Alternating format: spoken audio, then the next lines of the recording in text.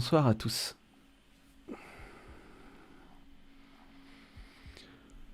Un début d'ambiance musicale est en train de monter. J'espère que ça vous fait pas trop stresser. Parce que moi, je commence à me sentir un peu mal. Salut le chat, comment ça va ?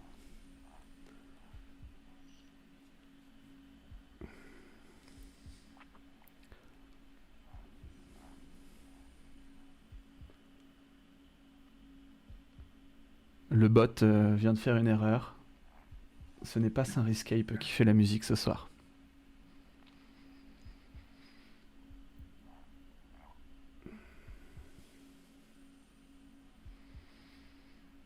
Allez, trêve de sensations. Bienvenue dans Fantastic Slice. Ce qui signifiera des tranches de fantastique, comme si le fantastique était du fromage, dans lequel nous aurions tranché de belles portions, savoureuses, équilibrées, fines.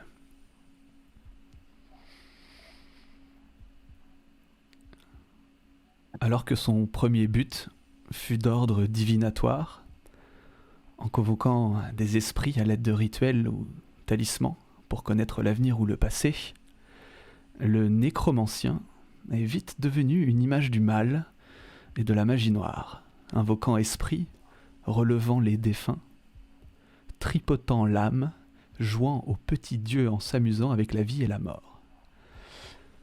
Mais qu'est le nécromancien ? Un magicien noir ? Un médecin ? Une sorte d'élu des forces du mal ? Un chaman ? Un voodoo ? Ou un génie de la compréhension de l'âme et de la mort ? Nous allons tenter d'y répondre. Le second sujet est une question essentielle dans l'approche de certains domaines de philosophie, en ce sens que l'opposition ou la différence même de son appellation fait débat. L'éthique et la morale sont différents et pourtant ont la même origine et étymologie. Quelle différence faisons-nous entre ces deux concepts et à quel point sont-ils nécessaires ? Pour cet épisode, j'ai le plaisir d'être accompagné par un homme aussi appelé Monsieur Funk. Il est l'homme régulièrement presque chauve, le plus intelligent de France et possède statistiquement le chat avec le meilleur prénom. Bonsoir Arthur Gann. Comment ça va ? Eh bien, très bien. Je suis ravi de participer à cette tranche de fantastique avec mes anciens camarades et nouveaux pour certains. Moi, cette question me turlupine, Arthur. Comment s'appelle ton chat ? Omar. Voilà, je n'ai pas menti. Également, ici présent, le premier homme de France à avoir fait du contrepoint à 4 voix, ce qui est légèrement exagéré. Il est également expert en musique générative et c'est une des seules personnes qui est capable de recréer le son dans l'espace, ce qui est une prouesse. Simon, bonsoir. Salut. Ça va, Simon ? Ça va et toi ? Très, très bien. Ouais, ça va super bien aussi. Je vais juste être un tout petit peu plus honnête parce que des gens qui en France font du contrepoint à 4 voix, il y en a d'autres, mais moi je le génère automatiquement, c'est pas pareil. Et je pense qu'il y a d'autres gens qui l'ont fait peut-être. Ouf. Mais ça fait des siècles que des gens en font, j'imagine. Oui, mais tu es un des seuls à pouvoir en parler tout de suite, donc c'est impressionnant. Nous sommes également accompagnés du chercheur en sciences fantastiques gothiques le mieux noté sur Sens Critique, qui est une plateforme où on note souvent. Il est également connu pour être un dérouteur d'esprit quand il s'agit de conter une histoire dont vous êtes le héros. Et il est également tritureur de matière colorée sur sujet en polymère expansé. Antonin de Solier, bonsoir. Bonsoir. Ça va, Antonin ? Oui, ça va. Super. Également, la nouvelle graine du journalisme français, aussi connu sous le nom de Kyrias, grand paladin de Luminae, mais également le seul homme sur Terre à porter le surnom d'une description de paquet de céréales. Thomas Yayani, bonsoir. Bonsoir. Ça va Thomas? Plutôt bien, plutôt bien. Je savais pas que tu dévoilerais tout de suite Ton identité surnom secrète? en forme de paquet de gâteaux, voilà. Mais tu sais que Mais je bon, ne l'ai pas dévoilé, je n'ai fait que poser le secret. Est-ce que... Ouais. ce sera à toi de nous le dire, mais je t'avoue que moi et les autres et moi, c'est pas très éthique comme comportement, nous sommes tous très impatients de connaître ton identité secrète. Mes chers amis, nous avons également, comme vous pouvez le voir au centre de l'écran, l'honneur et l'exceptionnel bonheur d'avoir la présence d'un des humains les plus forts à Half-Life 2 Adrenaline Gamers. Il est également follow sur Instagram par Vincent McCain et il a le regard le plus profond du cosmos connu. Ambiante François. Bonsoir. Bonsoir à tous, merci de ton invitation, cher Tim, merci à tous, je suis ravi d'être ici. Ambiante François, comme son nom l'indique, va faire de l'ambiante tout en s'appelant François. Pour notre plus grand plaisir. On peut d'ailleurs commencer à apercevoir les petits modules qui sont tournoyés. Ah, on a gros cheer-up de Lebiz, Glitch qui nous dit jolie machine à laver Simon. C'est vrai que... Hein, ouais. C'est vrai que... Elle est stylée cette machine à laver. Je loue cet appartement très très cher pour cette machine à laver. Donc j'espère qu'elle soit belle. Truzu, je suppose, Truzugal qui est dans le chat, je suppose que tu parles de la musique et elle est pour l'instant... Vous êtes les amis en train... Vous êtes au premier plan d'une création musicale libre d'Ambiante François qui génère de la musique automatiquement avec son esprit et des machines, ce qui est incroyable. Et donc, ce sera disponible après ce live du contrepoint à 4 voix générées automatiquement. Ah ok, Truzugal. Ah bah ça c'est à Simon qu'il faut demander. Simon, est-ce que tu aurais un lien à l'occasion à balancer dans le chat pour qu'on écoute de la musique à contrepoint à 4 voix générées automatiquement? J'aurais des liens possiblement, mais je les divulguerai à la main.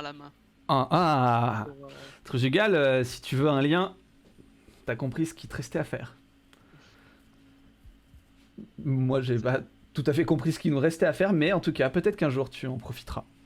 Mes chers amis, avant de commencer à discuter, j'aimerais vous introduire le lieu dans lequel nous allons parler ce soir.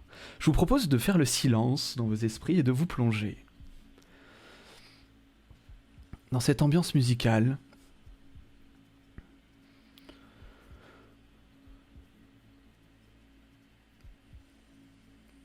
La couleur grise d'une nuit lunaire estompe les formes des tombes du cimetière dans lequel vous errez.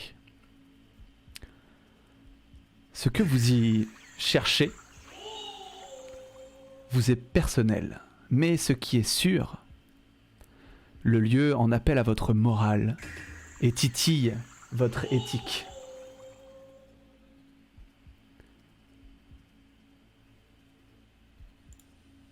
Alors que vous apportez... Mais c'est encore 5 abonnements. Merci, Glitch. Merci. On n'entend pas la musique, c'est pas possible. Attendez. Là, je pense que vous entendez la musique sur le live.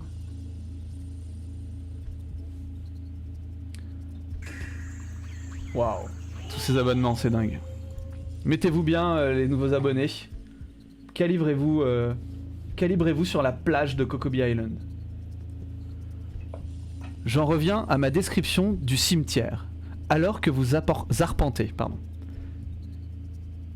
parce que c'est un cimetière sur une petite colline dans la montagne. Une vague de froid intense se glisse entre vous. Vous vous regardez, alors, inquiet, et aussitôt, l'un de vous ressent un premier haut-le-cœur. Une odeur nauséabonde pénètre vos narines. C'est par là-bas. Vous avancez dans sa direction. Et vous y découvrirez peut-être quelque chose d'impressionnant. Ou alors de commun. Cela dépendra de vous. On entend bien la musique ? On a eu 5 abonnements offerts à Lebiz, Ixul, Trusugal, Arty du 9-2 et Mr. Little. Bienvenue à tous les amis. Bienvenue à tous. Installez-vous confortablement sur cette plage. Une plage qui s'est soudainement transformée en un espace qui sent la chair. Un espace froid. Un espace où la non-vie a mis la main. Ce qui va me pousser, mes chers amis, à vous poser la première question de cette émission.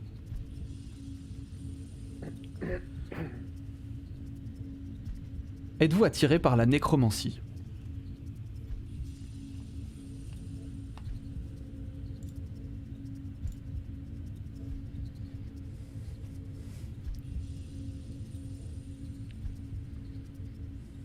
Mhm. Moi, oui. Qu'est-ce qui t'attire dans la nécromancie? Parce que c'est un peu la question que je me pose.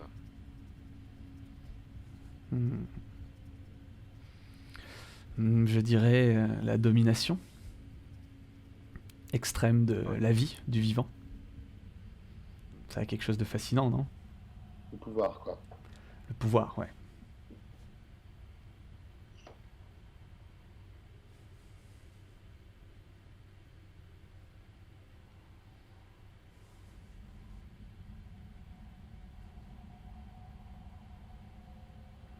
Vous la sentez, l'odeur, là, hein ?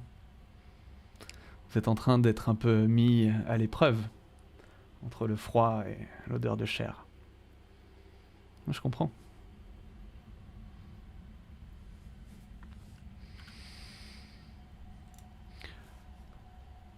Vous avez pas trop l'air de savoir si vous êtes attiré par la nécromancie. Parce que vous savez pas vraiment ce que c'est ça ? Il y a plusieurs choses qui peuvent t'attirer dans la nécromancie. Il y a deux choses.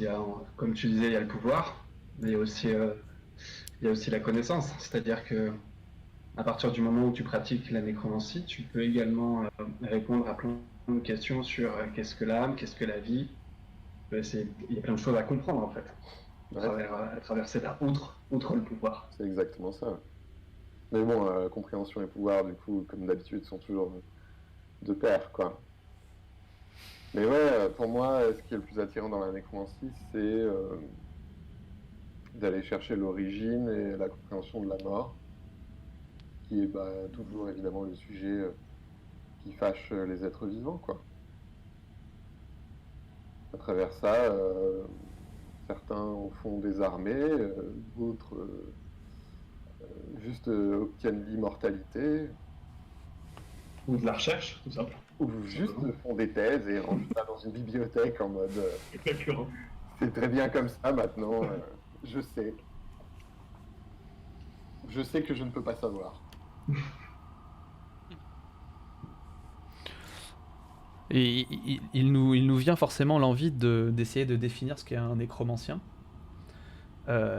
Avant de définir le nécromancien, il faut définir un petit peu la nécromancie, parce que ça semble être quelque chose qui existe avant même le fait qu'il y en ait des pratiquants. Essentiellement, la nécromancie, c'est un concept divinatoire où on appelle à des divinités pour connaître des choses du passé ou du futur. Donc c'est avant tout essentiellement pour les Grecs, il y a bien longtemps, alors ça c'est de l'histoire pure, de la divination. On communique avec des esprits. C'est de la divination avec les morts. Oui. C'est ça qui est précis juste dans la nécromancie, parce que je pense qu'il y a d'autres formes de divination. Ouais, mais alors, de quoi on parle? Parce que la nécromancie, est-ce que c'est uniquement avoir une communication avec les morts, ou est-ce que c'est contrôler et imposer une forme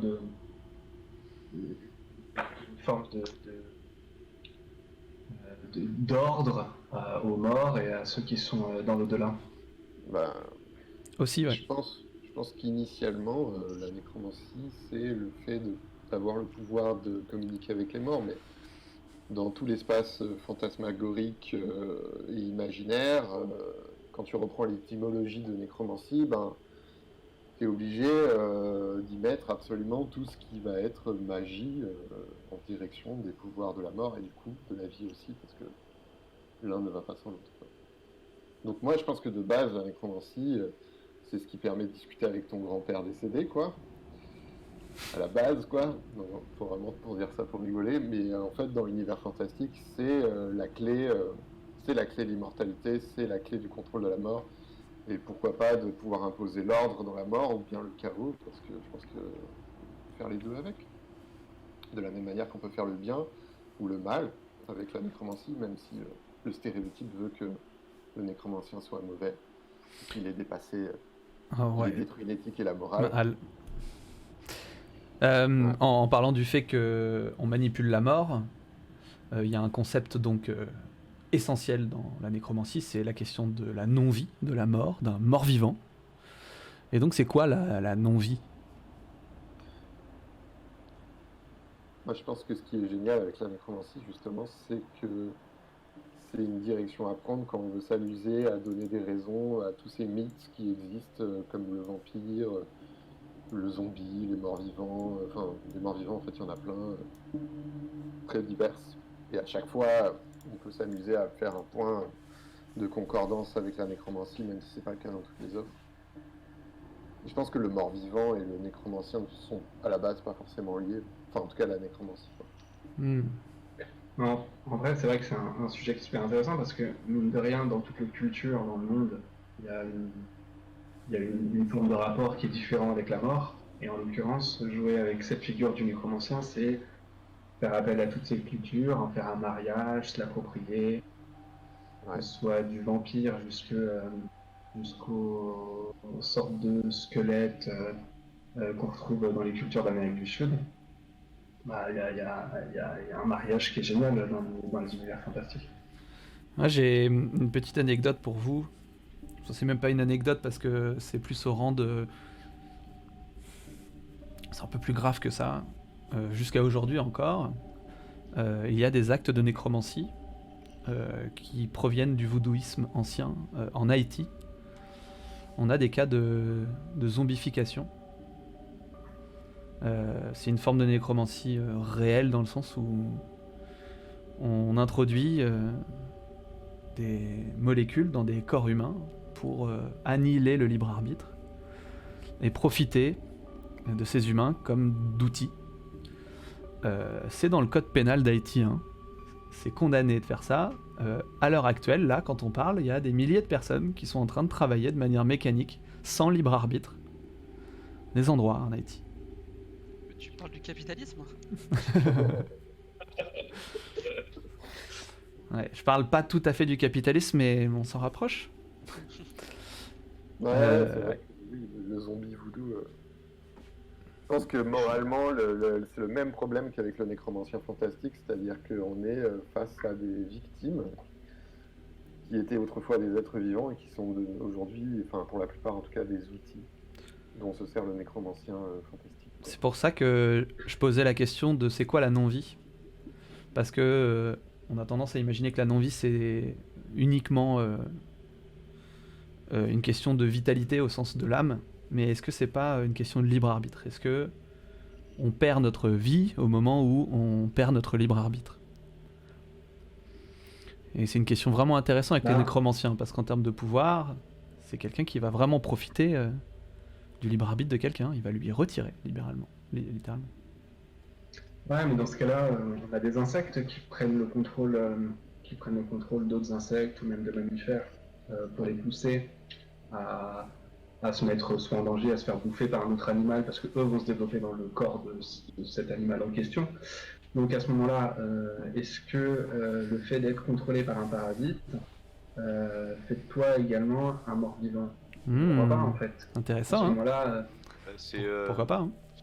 la puissance du lien, peu importe qu'il soit magique, réel, quoi que ce soit, c'est le résultat qui prime, il me semble. Il y a un champignon qui fait ça. Ouais, Aussi, Amérique du Sud. ouais. C'est Sur sympa les, aussi. sur les fourmis. sur les fourmis, ouais. Ouais. Il y Ouais, a ouais, le il sens- y en a plusieurs. ce truc très simple des chats aussi, c'est pas avec ces phéromones que les chats relâchent et qui fait qu'on aime les chats pour ça, quoi. Ouais, Ouais, cette ouais. espèce de petite enzyme qui vient se calibrer dans les rainures de notre cerveau pour faire que... C'est ça. Pour faire qu'on les aime. Pour faire qu'on les mette sur internet, quoi, direct. Il y a une vidéo, bah on pourra balancer le lien, ou vous pouvez le balancer dans le chat si vous avez le lien, une vidéo de Y penser qui traite de ce sujet. C'est un peu d'ailleurs ce qui l'a fait connaître. Ouais, ouais. Je vous mets au défi de quelque chose, les amis, pour ceux qui sont sur le live, enfin là parmi vous, de Discord, et puis ceux qui sont sur le chat, de découvrir ce qu'est le chiffre en perpétuelle progression sur le live là. N'hésitez pas à faire vos propositions. Et il y a un chiffre qui est en train de grandir et de grossir. T'allais dire quelque chose, Antonin ? Ouais, je voulais juste revenir sur cette histoire de la non-vie, en fait, dire que, effectivement, philosophiquement, on peut dire que quelqu'un qui n'a pas son libre arbitre, qui peut pas faire de choix, qui n'est pas conscient de son soi, ben, on peut dire qu'il est mort intérieurement, quoi. Et on le dit souvent, les gens, même de base, la personne dans le coma, d'une certaine façon, est plutôt dans un état de non-vie, pas avoir son libre arbitre, oui. Après, voilà, moi, je pense qu'il y a tout le folklore fantastique qui est quand même bien différent, où là, la non-vie, t'as les morts vivants, quoi. Donc le zombie, le mort-vivant relevé magiquement, là, je pense qu'il y a une nette démarcation, parce que tu vas aussi avoir des morts-vivants qui vont avoir leur libre arbitre. Le but du nécromancien fantastique, quand même, à terme, c'est de lui-même devenir un mort-vivant, une liche, par exemple. On va revenir à ça. Et il va garder son libre arbitre. Par contre, il va payer un autre prix, bien sûr, mais voilà. T'as l'air de connaître, toi, Antonin. Est-ce qu'on pourrait essayer, enfin, même tous ceux qui connaissent bien sûr, essayer de citer les différences, les différents morts-vivants qu'un nécromancien pourrait concevoir, créer, si on peut dire. Parce qu'il y en a une liste assez longue, mais il y en a quand même une assez connue. Moi, en vrai, je pense que, on pourrait dire que le nécromancien, virtuellement, potentiellement, est capable de créer n'importe quel mort-vivant. En fait, tant que sa compréhension n'a pas de limite, il n'y a pas de raison qu'il y ait une limite au type de mort-vivant qu'il pourrait créer. Et il y a quoi, par exemple, dans cette liste ? J'ai une question à ce niveau-là, c'est-à-dire que lorsqu'il crée des morts-vivants, est-ce qu'il crée des formes qui sont inanimées, genre des espèces de golems, ou est-ce que vraiment il crée... Ça fait partie. Le golem de sang, le golem de chair, le golem d'os sont des formes de morts-vivants. Et pourtant, dans le fantastique, ce n'est pas le cas. Ce sont des créatures artificielles qui sont des animations, de la même manière qu'on crée un robot aujourd'hui, quoi. Bah, c'est des morts-vivants, ça. Le robot ? Non, pas le robot, parce que c'est de la chair. Dans la manipulation du nécromancien, il y a une question organique. Ça, c'est il y a une question spirituelle avant tout, je pense. Et les deux. Mais ça dépend toujours où on place cette idée de qu'est-ce qui est vivant et qu'est-ce qui ne l'est pas. Moi, je ne partage pas vraiment votre vision Enfin, moi, j'ai une vision un peu plus, je pense, biologique, on va dire. Pour moi, ce qui est vivant, c'est-à-dire que tu peux être dans le coma, un légume depuis 10 ans, t'es vivant, pourtant t'es prisonnier de ton corps, t'as pas de libre arbitre et tout ça. Je suis d'accord avec toi. Moi, mais t'es vivant, voilà. Donc, j'ai pas trop cette vision. C'est pas parce que tu es asservi que tu es mort. Hein. Voilà. En fait, dans l'univers fantastique, la plupart du temps, c'est une question morale. Tu vas passer dans ta phase de mortalité à partir du moment où tu rejoins un espèce d'univers. Alors pour les catholiques, ça peut être l'enfer, le monde des morts, le Valhalla, toutes ces... Je crois que c'est à partir de ce moment-là où on peut commencer à mettre une frontière entre le vivant et le mort, et à partir du moment où tu reviens dans le monde des vivants. Je crois que l'univers fantastique s'est emparé justement de cette question-là en parlant de mort-vivant. C'est une vraie question qui va faire la frontière entre... la frontière métaphorique d'être vivant. D'un être vivant, c'est pas forcément un être qui pense, c'est un être qui vit de manière qui a un battement cardiaque. Entre guillemets, hein. Ça aussi c'est métaphorique parce que l'exemple qu'on a cité là, c'était le golem de chair, et ben, ce golem il bouge quoi. Donc il a une forme de vie quoi. Après, il y a quand même quelque chose de fort avec la vie, c'est que ça a besoin de se sustenter. Un golem de chair, ça a pas besoin de se nourrir quoi. Le docteur Frankenstein, c'est un super nécromancien, quoi. Ouais. Ouais. C'est le nécromancien moderne, j'ai envie de dire. Ouais. Il prend des cadavres, il en fait un corps, il utilise l'énergie d'un éclair, il le catalyse, et puis il en fait la vie. Ouais. Ouais, c'est une complètement. Bah, tu vois, ça, le Biz dans le chat qui dit faut-il avoir été mort pour être mort-vivant ensuite. Mais du coup. Frankenstein rentre complètement dans ce schéma en fait. C'est que. Ma question, c'est après, est-ce que le monstre de Frankenstein, c'est une nouvelle personne? Ou est-ce que c'est quelqu'un de mort et de ressuscité? Parce que moi, je connais pas assez l'œuvre, mais il me semble pas que. Non, il est créé de toutes pièces. Et toute pièce, voilà, il a pas. C'est une nouvelle âme, quoi, quelque part. Moi, je suis plutôt d'accord avec la personne du chat, du coup, parce que mine de rien, en fait, si tu crées un être même biologique à partir de rien, par exemple, on pourrait le faire aujourd'hui avec les nouvelles technologies, avec CRISPR-Cas9 et toutes ces bactéries, on peut quasiment créer des embryons à partir de rien, et donc voir un individu créé de toutes pièces. Est-ce qu'il est mort-vivant pour autant? Non, ça va être un être. Donc, Donc, la séparation biologique, elle est très bien pour ça, justement, pour voir ce qui est réellement un mort-vivant, donc forcément fantastique du coup. Du coup, Parce que le mort-vivant n'existe pas dans la réalité, quoi. ce qu'on est un peu en train de dire, c'est que tant que ça respecte une sorte de schéma scientifique, la nécromancie est quelque chose de moral. Comment ça? Bah là, Thomas vient de citer quelque chose. C'est-à-dire qu'on est capable de créer des êtres. Et bah voilà, c'est normal, c'est dans la Constitution. Enfin, rien ne l'interdit. Voilà, c'est moral quoi, y a pas de problème. Et si je puis me permettre, c'est quand même la nécromancie, il y a quand même beaucoup plus un rapport avec la résurrection qu'avec la création d'une sorte d'androïde organique. Bah, je suis pas tout à fait d'accord parce que il y a plein de cas de nécromancie fantastique. Enfin après, de nécromancie fantastique, hein, où on fait venir des esprits d'ailleurs. C'est ni de la résurrection, ni de la création, c'est aussi de l'appel.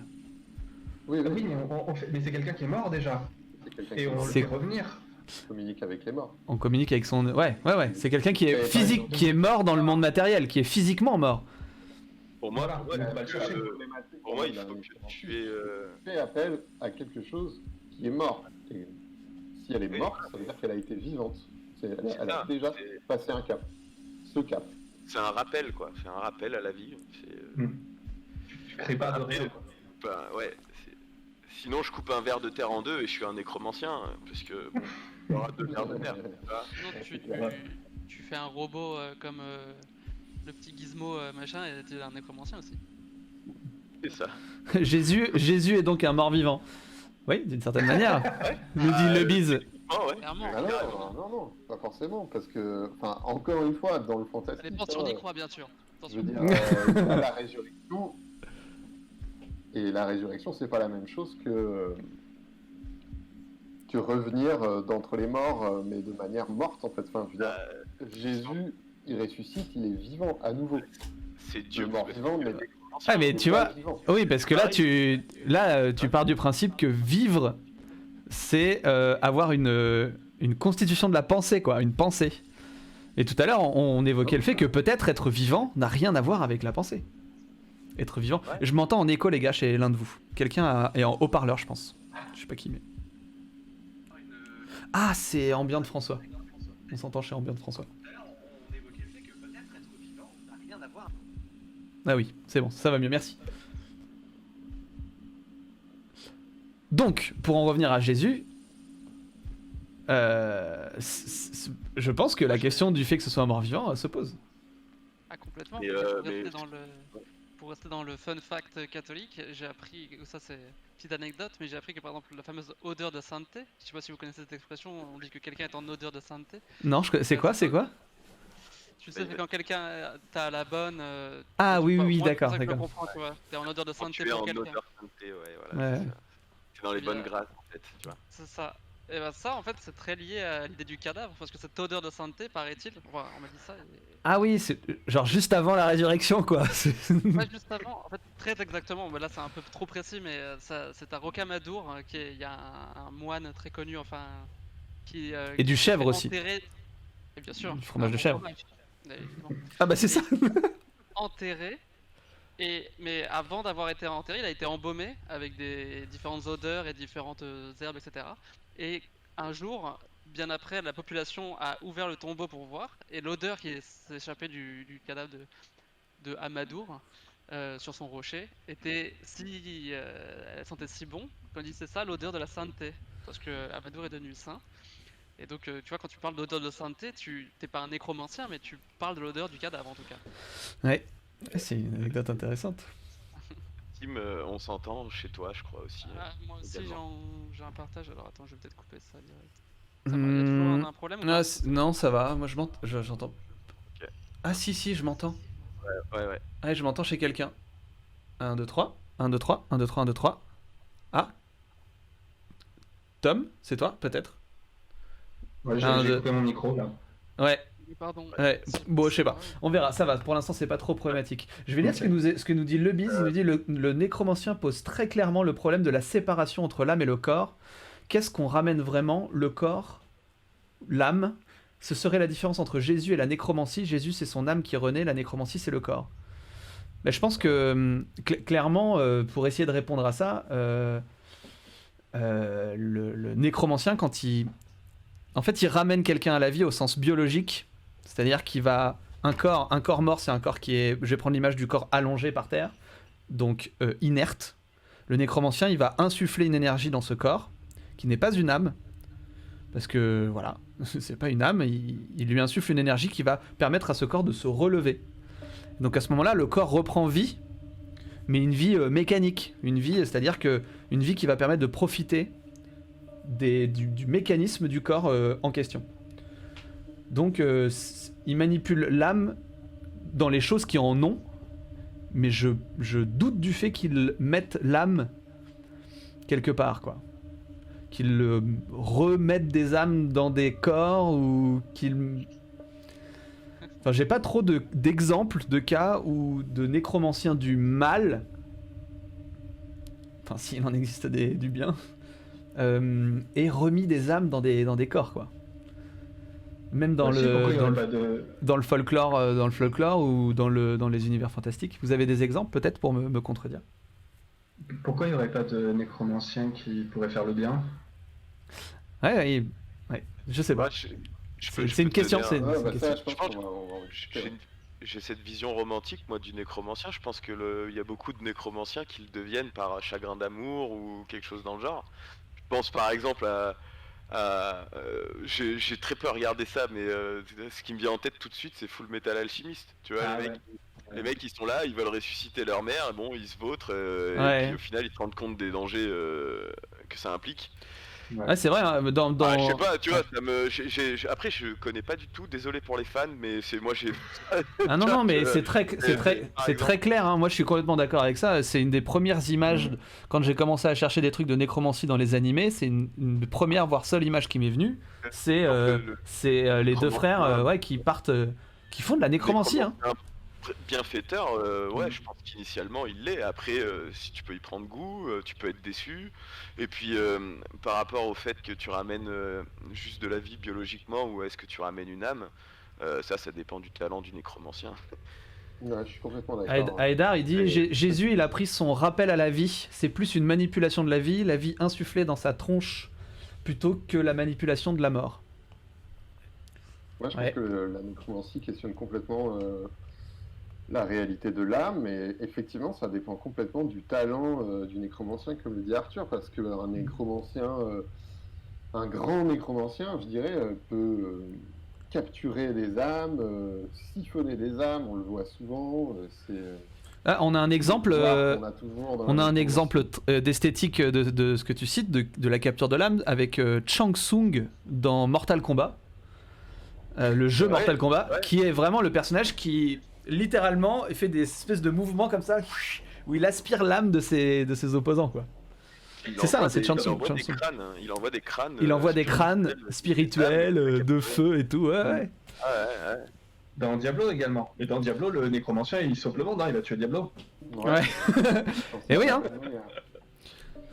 Mais ça, c'est une question d'éthique et morale. C'est pas parce que on peut faire des choses morales avec de manière immorale. C'est-à-dire, là, en l'occurrence, l'exemple du nécromancien dans Diablo, probablement qu'il fait des trucs pas très moraux, mais... Il faut avoir une quête C'est sa morale, religion. et on peut l'accomplir sans éthique, quoi. Ouais, voilà, hein, peut-être. Bah, dans Diablo, Voilà. c'est sa religion, tu sais. C'est sa religion. Donc, dans son culte, il relève des morts. Bon, bah voilà. Bah oui, c'est ça se respecte. Tout Bah ouais, dépend de ce qu'il regarde, en fait ensuite des morts. Hein. S'il leur permet de Comme le- rentrer chez comme eux, le- une fois que c'est terminé, tout va bien. Ouais, c'est ça. Oui, c'est ça. Mais par contre, Le célèbre. tu vois, en les laissant sur un patelin en mode. Ça va bien se passer. Le bouquin que j'ai écrit il y a 60 ans dans une grotte là. Ah, mais je vous ai oublié, en fait, ça fait 10 000 ans que vous êtes là. Ouais, désolé. Ouais. Ah, d'un coup, C'est vrai, c'est pas la même chose. C'est vrai, c'est pas dit dans Diablo, ça, si les morts-vivants que tu invoques tout au long pour les buter Diablo, si tu les fais souffrir ou pas, ça, on sait pas, tu vois. Il y a... Il y a des choses plus urgentes à régler. Il y a Maka Maka Hehe qui nous dit un truc intéressant dans le chat qui dit ça dépend, le nécromancien peut aussi gérer les âmes selon les sources lorsqu'ils ont le dominion sur les fantômes par exemple. Et il prend en exemple Hadès en tant que dieu grec est une forme de nécromancien qui typiquement manipule les âmes, c'est son boulot. Ouais. Bah, Mais en fait, et je suis d'accord avec ça. Et le truc, c'est que ça fait référence à ce qu'on disait tout à l'heure de manipulation de l'âme, c'est-à-dire que souvent, dans les univers fantastiques ou même dans l'histoire de la religion dans le monde, une fois qu'un corps meurt, son âme, elle part quelque part, et ce quelque part, il a un gardien. Alors déjà, il y a un passeur, et puis il y a aussi quelqu'un qui va juger, genre Hadès par exemple, hein, on est l'exemple. Et pour récupérer cette âme, une fois qu'elle est partie là où elle doit aller, bah c'est compliqué en fait d'avoir l'autorisation. C'est pour ça que le nécromancien, il a tendance à soit utiliser des forces un peu obscures, étranges, rares, pour insuffler la vie, parce que aller rechercher une âme qui a été envoyée genre au paradis ou en enfer, et ben il faut passer soit par Dieu, soit par je sais pas qui, soit par Hadès, et ainsi de suite quoi. Donc c'est très compliqué. Donc est-ce qu'en fait, le nécromancien, ce que tu es en train de nous dire, c'est qu'il est en duel avec le dieu des morts, justement, pour récupérer les âmes qu'il n'est pas censé récupérer? Je pense que ça peut arriver, ouais. je pense qu'il peut être aussi son serviteur. Et il peut être aussi son serviteur, ouais. Ouais. Je pense que parfois, en fait, c'est là où, à mon avis, le nécromancien est capable d'insuffler la vie dans quelque chose avec une âme. J'y tiens, hein, avec une âme, pas de la vie biologique. C'est quand il est le serviteur d'un dieu de la mort, par exemple. Un dieu gardien des âmes. Qui va lui autoriser la manipulation. Dans la logique, un nécromancien qui serait serviteur d'un dieu de la mort, il serait justement pas là pour ramener quelqu'un à la vie. Parce que c'est pas dans le cycle De la mort. logique. Ouais. Et il aurait pu ouais. aller chercher. hein.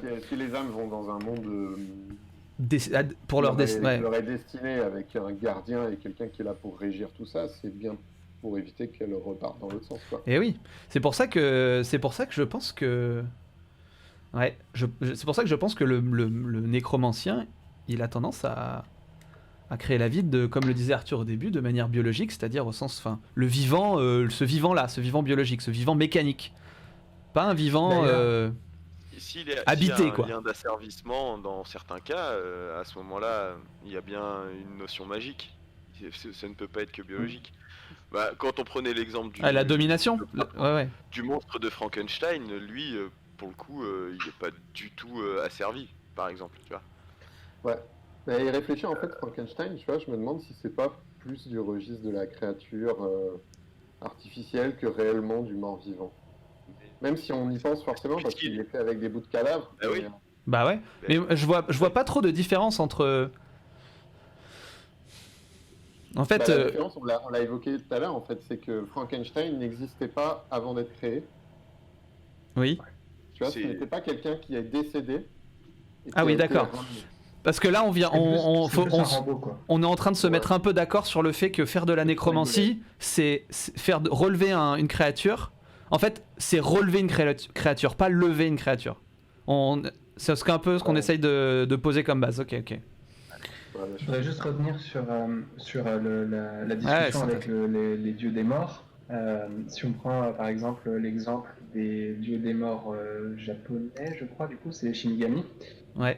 On voit que Les anges. lorsque- Ange de la mort. Voilà, ouais. Ben, on voit que lorsque ces anges donnent, bon, par exemple dans Death Note, tu vois, quelque chose qui appartient au monde des morts, si le Death Note se fait prendre, il se fait virer de cet univers des morts. Donc ça montre que normalement, ils ont, enfin, que ce soit le dieu des morts ou que ce soit le nécromancien, ils transgressent des règles Qui est sont- une harmonie, bah, oui, c'est ça. Il y a une Ouais, bien harmonie sûr. à ne pas rompre, quoi, avec l'âme, le cycle des morts. Ouais, hein. Le nécromancien Pour ça, est le pas, démon fait pas son n'est pas taf. tout permis, hein. Il peut se faire complètement battre, enfin taper sur les doigts par des entités qui lui offrent ses pouvoirs. Ouais. Moi, je pense Ouais. que ce qui fait le nécromancien le bouc émissaire, justement, des De l'éthique et de la problèmes morale. dans l'univers fantastique, dans l'éthique et la morale, c'est que d'un coup, c'est ce magicien qui va s'octroyer le pouvoir d'interagir avec ce truc complètement tabou, interdit, Intouchable, ouais. Genre intouchable. naturel.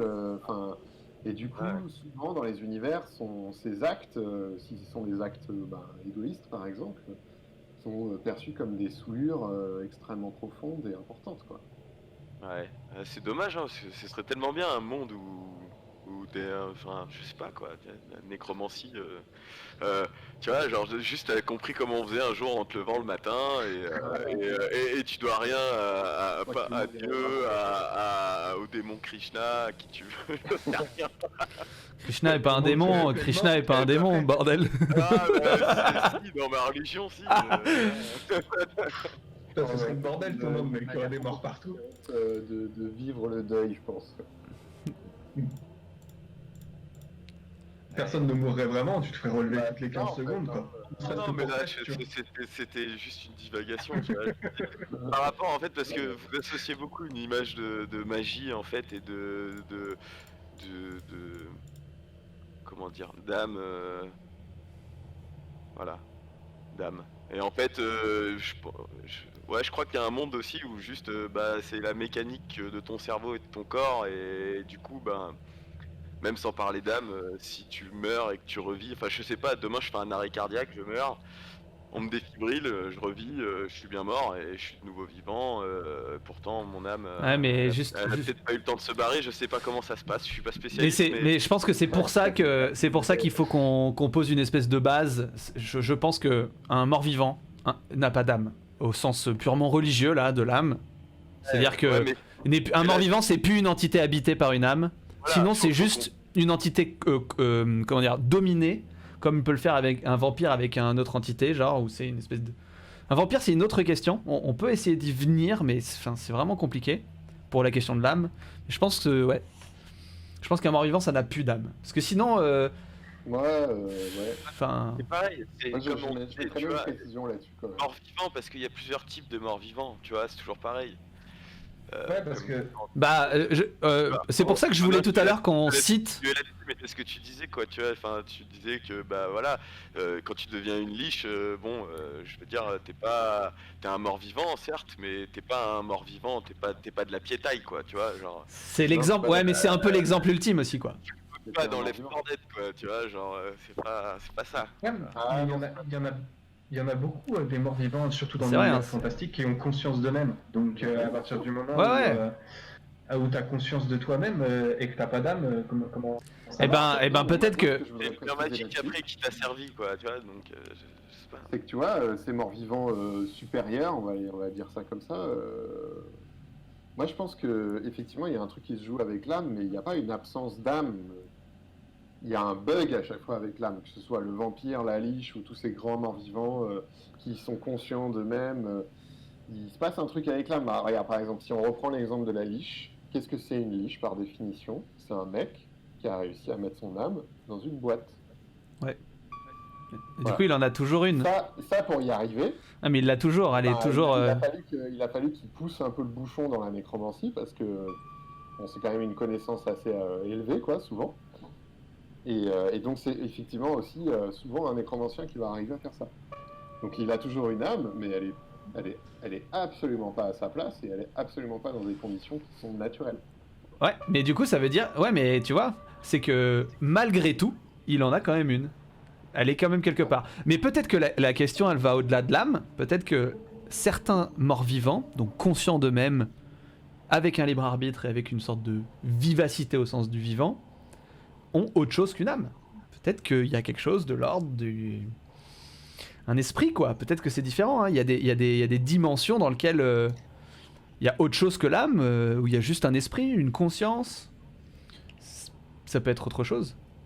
Mais c'est Ça quoi peut le être... truc En tout cas, c'est Bah, sûr que c'est la question ouais. de Frankenstein là, par rapport à ce qu'on revenait, parce que c'est un truc qu'on n'a jamais raconté, mais enfin que que j'avais vu, mais le nécromancien, on sait jamais trop quel est le rapport qu'il a avec les bêtes qu'il a invoquées.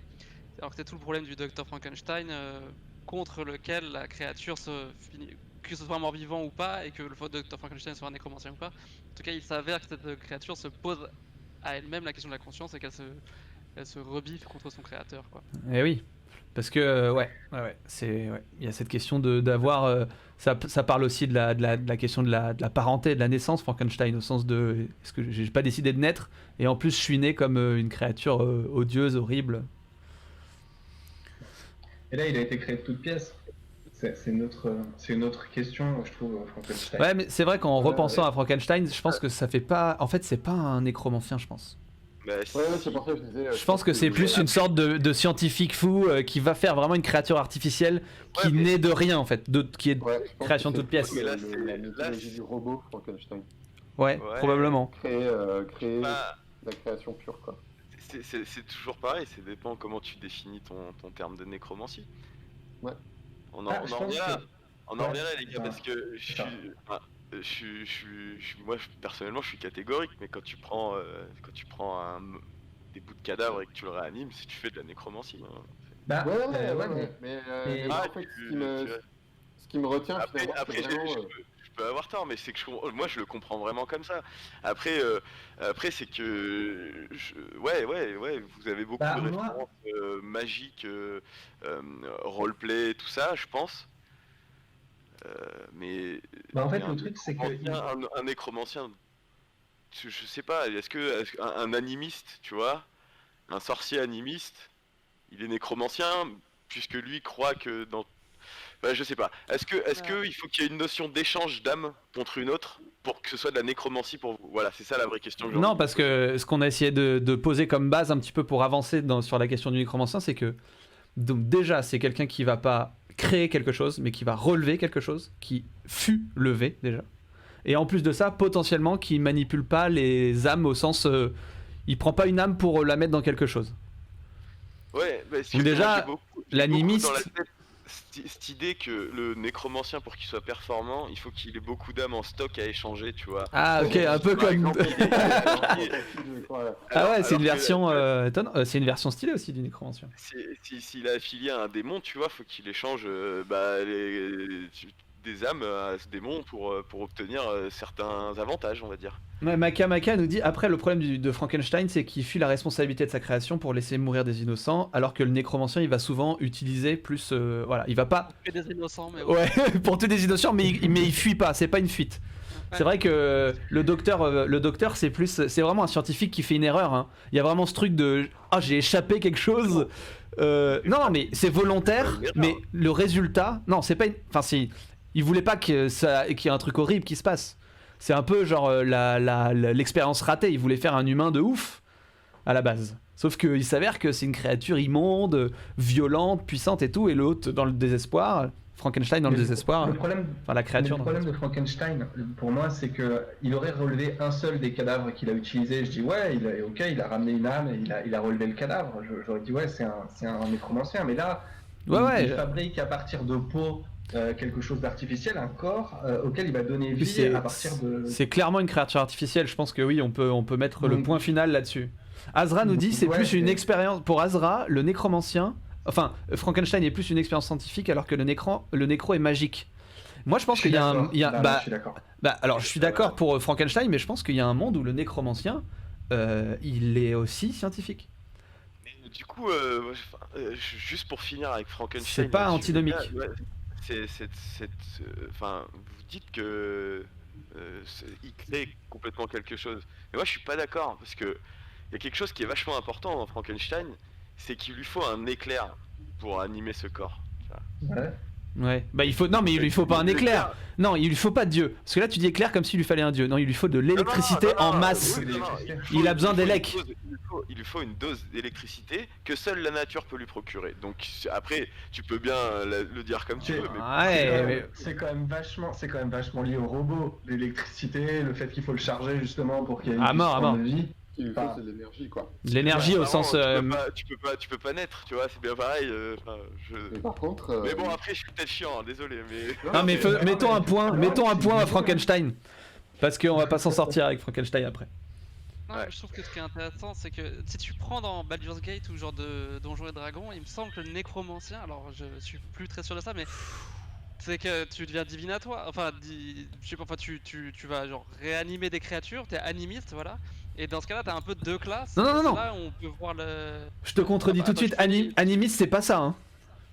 Animiste ça veut C'est pas dire le- animer des créatures, hein. C'est une religion qui Ouais. part du principe que oui, toutes non, choses pas ont animiste. une conscience. Ouais, je sais plus quel est le terme dans. Mais en tout cas, t'as deux grandes voies, si je me souviens bien. C'est que t'as la nécromancie d'un côté, et de l'autre, les gens qui vont faire des créatures de l'air, des créatures du feu, des créatures. Enfin, Des créatures C'est élémentaires. des sortes des d'élémentalistes. élémentaires, c'est ça, voilà. C'est ça, c'est pas. Donc, il y a Ouais, toujours c'est un des truc. chamans un peu. Bah, de toute façon, c'est tous des chamans. Enfin, c'est pas dans ce- ils animent des choses inanimées, ils donnent de l'esprit ou je ne sais quoi. Mais il y a un côté organique, humain, animal dans la nécromancie, en tout cas certainement humain. Je pense que c'est ça qui fait que Frankenstein, le truc on dit il y a de l'électricité donc c'est un robot. C'est parce que justement il y a un côté un peu naturel et il y a un côté mécanique ou phénomène naturel, alors que le nécromancien, ou tel que moi je l'entends, il touche à quelque chose qui est de l'ordre du tabou, qui est de l'ordre de la mort, qui est de l'ordre de faire revenir des gens qui ont déjà vécu. C'est quelque chose, c'est quelqu'un qui est beaucoup plus dark. D'ailleurs. Enfin, c'est de la magie noire, quoi, la nécromancie. C'est quelqu'un qui, c'est très tabou. Un nécromancien, c'est rarement un mec sympa, quoi. Bah Enfin, ouais, tu c'est vois. bah on va venir, je pense à ça. C'est intéressant d'imaginer à quel point un nécromancien c'est quelqu'un de mauvais.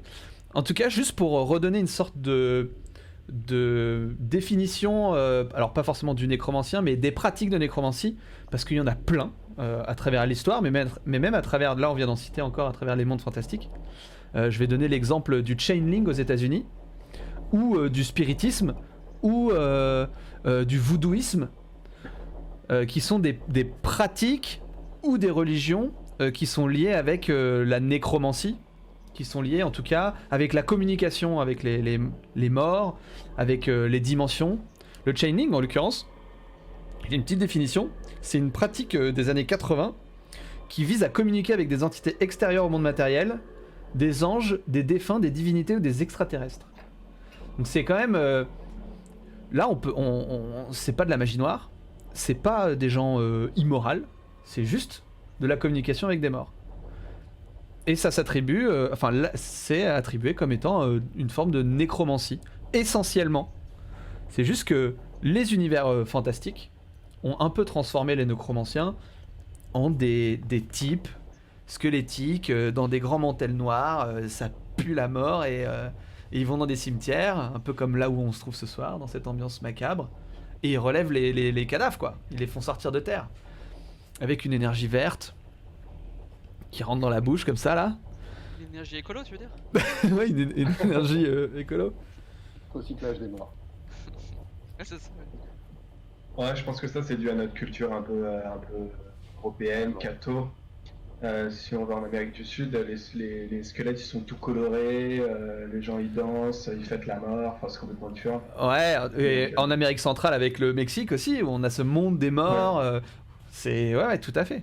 Les animistes d'ailleurs, hein, par exemple, vu qu'on en parlait tout à l'heure, Ouais. c'est typiquement le cas. Le truc, c'est que c'est vrai que nous, on a un peu commencé à parler du nécromancien, des univers fantastiques occidentaux, entre guillemets, quoi, qui est vraiment cette espèce de figure fantastique du mal et de la domination de la race humaine, quoi. Souvent. Ouais. Ouais, c'est un peu la figure qu'on a un peu essayé de définir. Bah, je pense que dans la culture Non. catholique, Non, le démon, le diable a la même figure, hein. C'est pas exactement ça. Ouais, mais c'est ça, mais c'est du coup, en fait, comme on est de cette culture catholique, forcément, celui qui joue avec les morts, c'est quelqu'un qui appartient au diable dans la culture catholique, et c'est pour ça Ouais, qu'on c'est quelqu'un essaie d'immoral, ouais, bien sûr. Voilà, Il s'octroie des pouvoirs divins, surtout, c'est ça qui est. comme cartésien. Il y a Simch qui Ouais, dit il c'est faut ça bien qui une gêne. énergie pour la nécromancie. Ouais, Voilà. Voilà, bah, ça dépend Ouais, des c'est univers, hein, évidemment, mais mais en général, c'est vrai que oui, il y a une espèce de d'énergie bah, ouais. qui n'est pas La pareil plupart des que. moments, c'est la magie, et il se trouve que quand celle-ci, on s'en sert pour jouer avec l'âme, le domaine spirituel et du coup les morts, bah, on appelle ça de la nécromancie, quoi. De la Et- nécromancie, pardon. Et Maka dit après, je tiens à dire que dans D&D, Donjons et Dragons, je pense qu'il fait vraiment référence au lore de D&D. Les sorts de résurrection du clerc, donc du prêtre, sont dans la catégorie nécromancie. Bah voilà. Moi ouais. je trouve ça très bizarre. Ah ouais, bah. Parce que Ça colle avec ce qu'on disait. C'est de l'invocation guérison, si tu c'est de prends- l'invocation si tu prends le- pure, mais Voilà, si tu prends l'étymologie du mot nécromancie, je pense pas qu'il y ait une connotation malfaisante en fait. bah tout c'est ça, simplement. C'est la mort, nécro, quoi. C'est juste la mort. Voilà, c'est la mort. c'est la pas- magie de la mort, souvent. Et donc, ça colle parfaitement avec ce qu'on disait, c'est-à-dire qu'il faut passer par le monde des morts. Là, il le ramène, il fait une résurrection, mais il va chercher quelqu'un qui est censé être mort, qui est dans le monde des morts, quoi. Donc il est nécromancie. et peut-être qu'il est pas dans le monde des morts. Quoi. Peut-être qu'il est dans le monde des âmes, où il est chez un dieu, il est au paradis, Ou- et donc c'est pas. Là, C'est rien, mais c'est juste qu'il faut qu'il y ait quand même le seuil de la mort, sinon ça marche pas. Oui, oui. il est dans un des mondes des morts, quoi. Enfin, D'accord, il est donc quelque part. si on se base sur D&D là, sur ce que nous dit Maka Hehe, ou ce qu'on vient de conclure, là, sur la nécromancie n'est pas une science, une magie ou une pratique mauvaise. Non, C'est une... c'est bien précisément ranimer un cadavre. Bah nickel, je vais pouvoir en faire le tranquille. Je Ok. pense que c'est immoral, mais c'est éthique.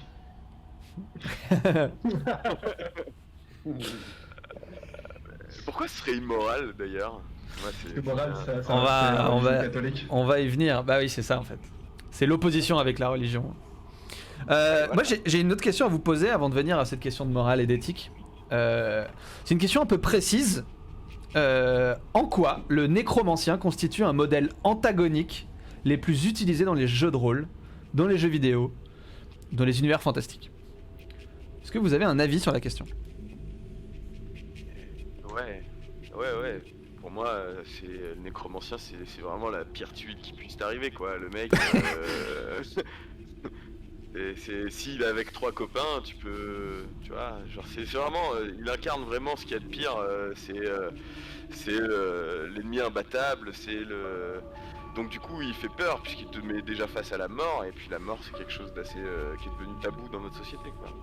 Ah, l'ambiance de François est incroyable, je tiens à le dire. Et- Ça ponctue tes Voilà. mots avec wow. Merci Ambiance François. D'autres avis sur la question antagonique du nécromancien dans les applications de JDR ou... Ouais, moi je suis bien d'accord avec ce qu'a dit Arthur. J'ajouterais que c'est souvent, ben voilà, toujours cette question du grand pouvoir et du coup de la grande responsabilité qui va avec. Ou, Cette au fameuse question dans contraire, Spider-Man 1. de la disjonction, enfin, de l'orgueil, de devenir soi-même un petit dieu et de transcender le problème de la mort, quoi. Et effectivement, le nécromancien représente toujours un obstacle particulièrement épouvantable parce que oui, c'est celui qui a un temps d'avance sur cette question. C'est énorme, quoi. Je veux dire, comment tu peux on veut tuer, tu vois, dans ce genre d'univers, et on veut vaincre nos ennemis, et puis lui, bah, il te fait un fuck, quoi. Ouais, c'est ça, tu veux Moi, tuer je quelqu'un trouve qui a compris le concept et qui manipule le concept de la mort, donc évidemment, c'est badant, quoi. Ouais, mais moi je trouve qu'il y a quand même dans le nécro, il y a une dimension un peu révolutionnaire, tu sais. Le mec qui a envie de transgresser toutes les règles, Ouais, mais c'est quitte clair. à aller jusqu'au bout, tu vois. Bah oui, ça pourrait complètement être quelqu'un qui a décidé de se rebeller contre les dieux, par exemple, j'en sais rien, l'ordre établi. Et puis respectent rien ni personne, quoi. Ils respectent pas le cadavre, ils respectent pas le dieu qui donne la mort, ils respectent personne, hein. C'est ça. Mais c'est parce Ils qu'ils respectent plus personne, justement parce que ils considèrent que tout ce qu'il a connu, toutes les règles qu'on lui a données jusqu'ici, c'était de la merde en fait, et qu'au final, il s'amuse à les transgresser, il essaye d'aller jusque là où il peut, et parfois ça pas la Non, même je me- éthique. Je viens de me rendre compte que, enfin, je sais pas, mais il me semble que dans ce que je considère être la parodie On a perdu de Thomas. base du monde Ouais, du jeu de désolé pour rôle, le petit bug, les Ouais. amis, sur le live. Oui, vas-y. mais il n'y a pas Simon. de Simon. il y a aucune notion de nécromancie dans le donjon de Nullbuck. Alors désolé de la référence, mais je me rends compte que c'est pas un truc qui est parodié quoi. Je pense que c'est parce que le donjon de Nalbuck, ça se veut C'est trop la loose. plutôt sympathique.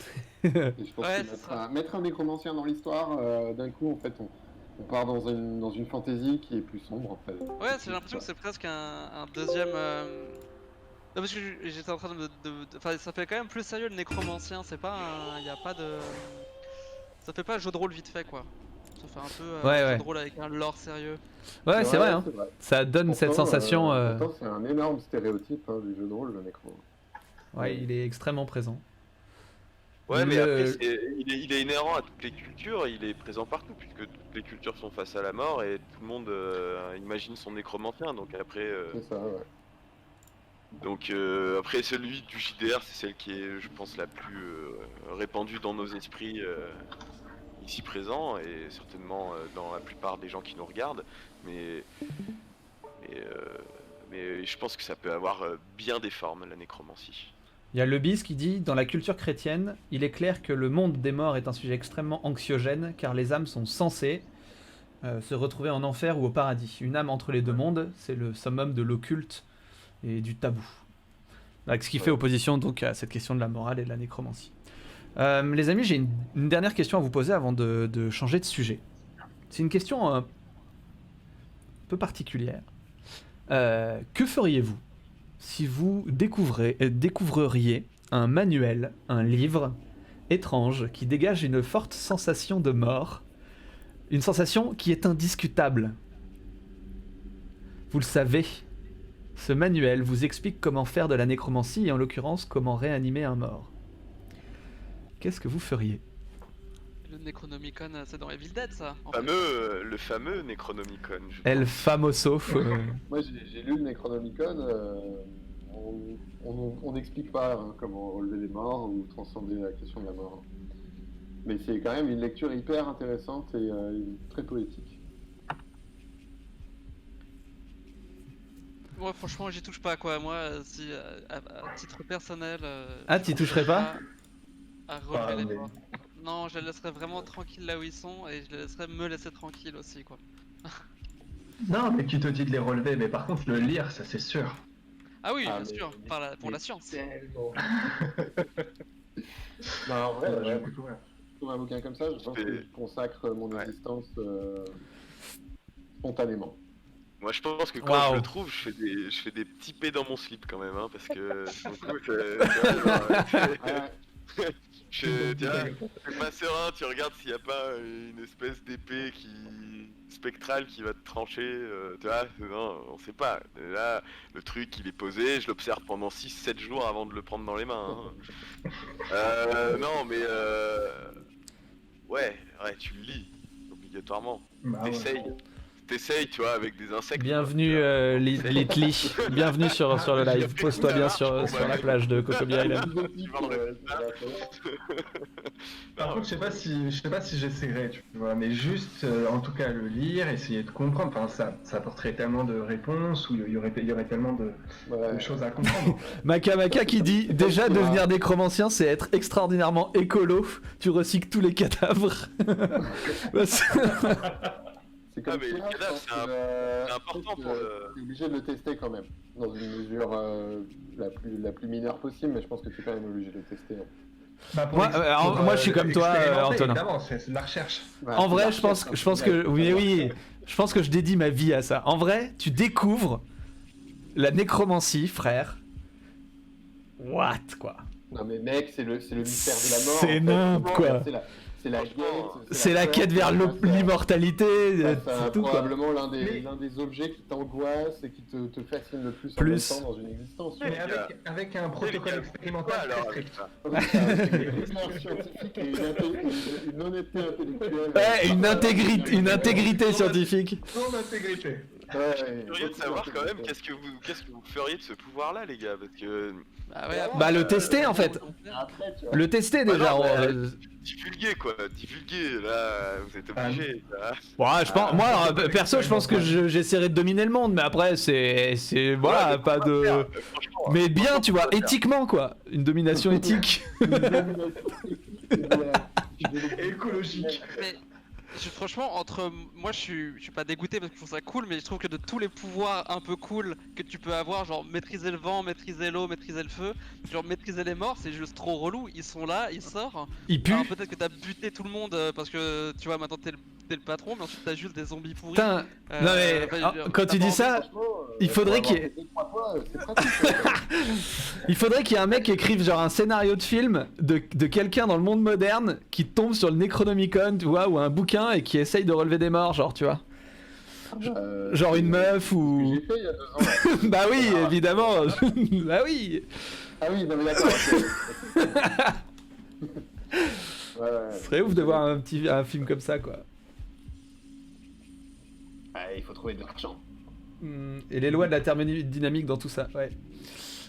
Ouais, Bon, bah du oui, coup, oui, c'est important. on va en profiter. Est-ce que, pour ceux qu'on dit oui, même ceux qu'on dit non, est-ce que c'est éthique, est-ce que c'est moral?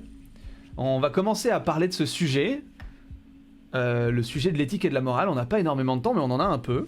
On va essayer de l'aborder.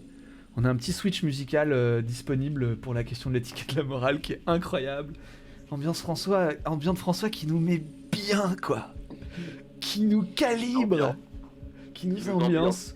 Je pense qu'on a découvert une espèce de concept complètement dingue. Ça s'appelle le JDR. Ok. Il nous ambiance. Bon les gars, je vais juste me permettre de donner une tentative de définition de l'éthique et de la morale. De la différence entre l'éthique et la morale. La morale, c'est quelque chose qui se base, qui se statue et qui s'arrête. Ok ? C'est quelque chose avec lequel on est un peu tous d'accord, qui fait appel à ce qu'on appelle un peu le bon sens. Genre, comme dit la morale religieuse, tu ne tueras point. D'accord ? Ça, c'est la morale, en gros. Je veux pas. Je donne une définition pour éviter de rentrer dans la question de l'étymologie parce que c'est un peu relou et ça nous avance pas à grand chose. Alors que l'éthique, c'est une morale en mouvement. C'est-à-dire que c'est quelque chose qui s'auto-questionne tout le temps. C'est pour ça que c'est un sujet compliqué parce qu'il arrive parfois qu'on cite quelque chose d'éthique, qu'on cite quelque chose de moral, prétendument moral, qui va être discutable en fonction des circonstances. Genre, la peine de mort, a priori, c'est immoral. Mais si je te cite genre que la personne qui subit la peine de mort... il y a une personne qui doit être emprisonnée au lieu d'avoir une peine de mort et que cette personne a violé ton fils, je pense que ça remet en question la question de la morale. Est-ce que c'est bon pour vous, la définition d'éthique et de morale? Morale, c'est quelque chose d'arrêté, de fini. L'éthique est quelque chose en perpétuel auto-questionnement. On peut toujours le remettre en question. Ouais. Voilà. Ok, c'est pas grave si, c'est pas grave. C'est compliqué, c'est un énorme sujet de philosophie, c'est pas grave. On n'est pas obligé d'y répondre tout de suite ou de vraiment comprendre tout de suite et tout. Qu'est-ce qu'il dit Il y a Lebis qui dit il y avait un write and prompt sur Reddit, un nécromancien amateur tente un sort et il réanime son propre squelette, obligé de vivre en cohabitation avec lui après. Ouais, là, je vis ça tous les jours, je vis en cohabitation avec moi-même, mais c'est vrai que ça casse un peu les couilles. Hein. Du coup, pour vous poser la question, les gars, est-ce que vous pouvez me citer une éthique qui vous appartient et que vous voudriez absolument que les autres possèdent?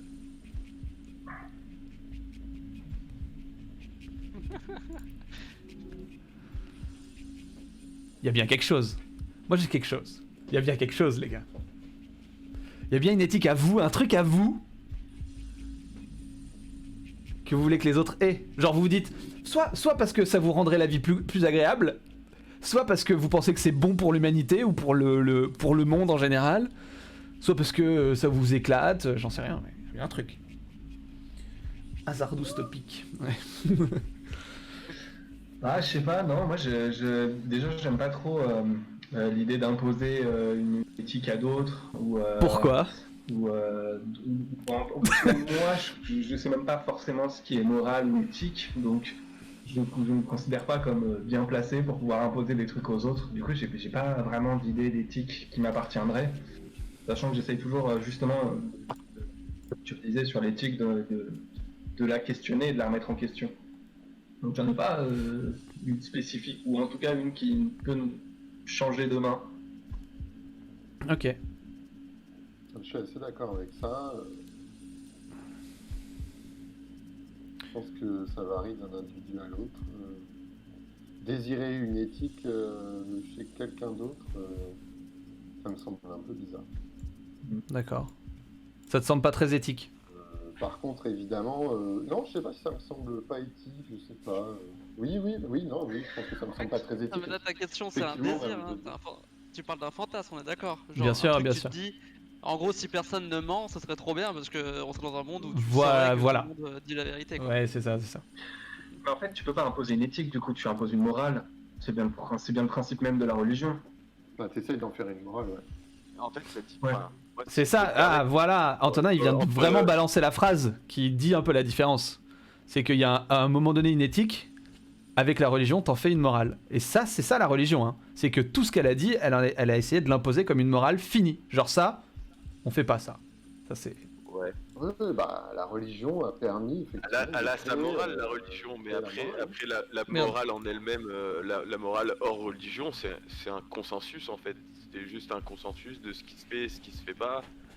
Ouais. Mais il y a Après, pas la de religion a consensus. vachement participé à la La fabrication religion, de elle a consensus, ses propres consensus. Ah, c'est même pas un consensus du coup, puisque bon, Et du coup, il n'y a pas de consensus dans la morale.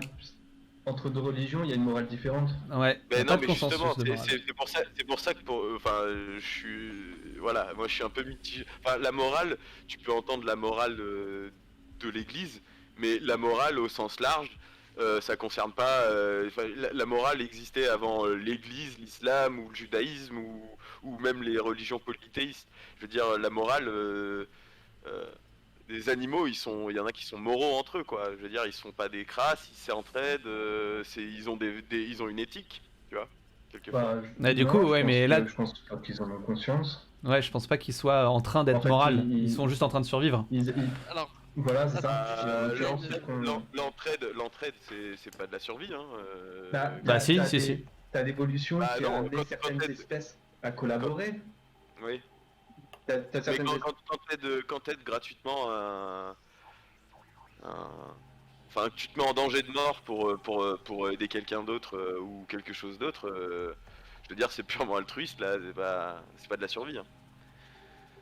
Bah, ça dépend. Pour les animaux, leur propre survie, c'est parfois la survie du troupeau et de l'ensemble du truc. Donc, si, ça fait partie de leur survie. Ouais, Et bah, d'ailleurs, on voit que c'est des espèces qui survivent mieux.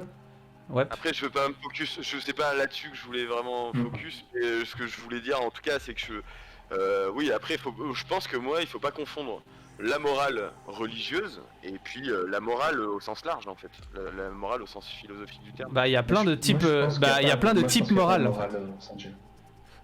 Il y a, Pardon ouais, il y a pas de. En fait, le sens général, c'est l'éthique en gros, quoi. La morale, c'est plus des.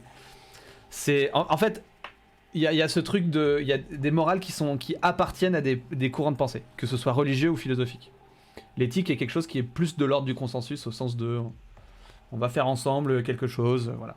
Mais bon, après, c'est flou aussi, hein. C'est pas quelque chose de Ah, fini, pour moi, cette pensée. l'éthique, justement, c'est plus un avis personnel. C'est un peu un. Ouais. Ouais, ouais. C'est plus la morale, mais individuelle, quoi, en fait, tu vois. Ouais, tout à Ouais, fait. je suis d'accord. Il y a, Donc, il y a pour cette moi, c'est pas- il y a c'est définition. pas- il y a Ouais. pas vraiment cette- Oui, mais du coup, pour moi, il n'y a pas vraiment cette notion de consensus dans ce qui est éthique, puisque l'éthique, ça regarde que toi, donc un consensus avec toi-même, ça rime à rien. Donc, Ouais, après, quand tu défends ton Non. éthique, il arrive un moment donné où tu te confrontes aux autres et donc il y a consensus. Voilà, bah ou pas du coup. Bah, ou pas. Mais voilà, il y a quand même questionnement, quoi. D'où le fait Il y a- en fait que l'amour. Ah pardon, vas-y.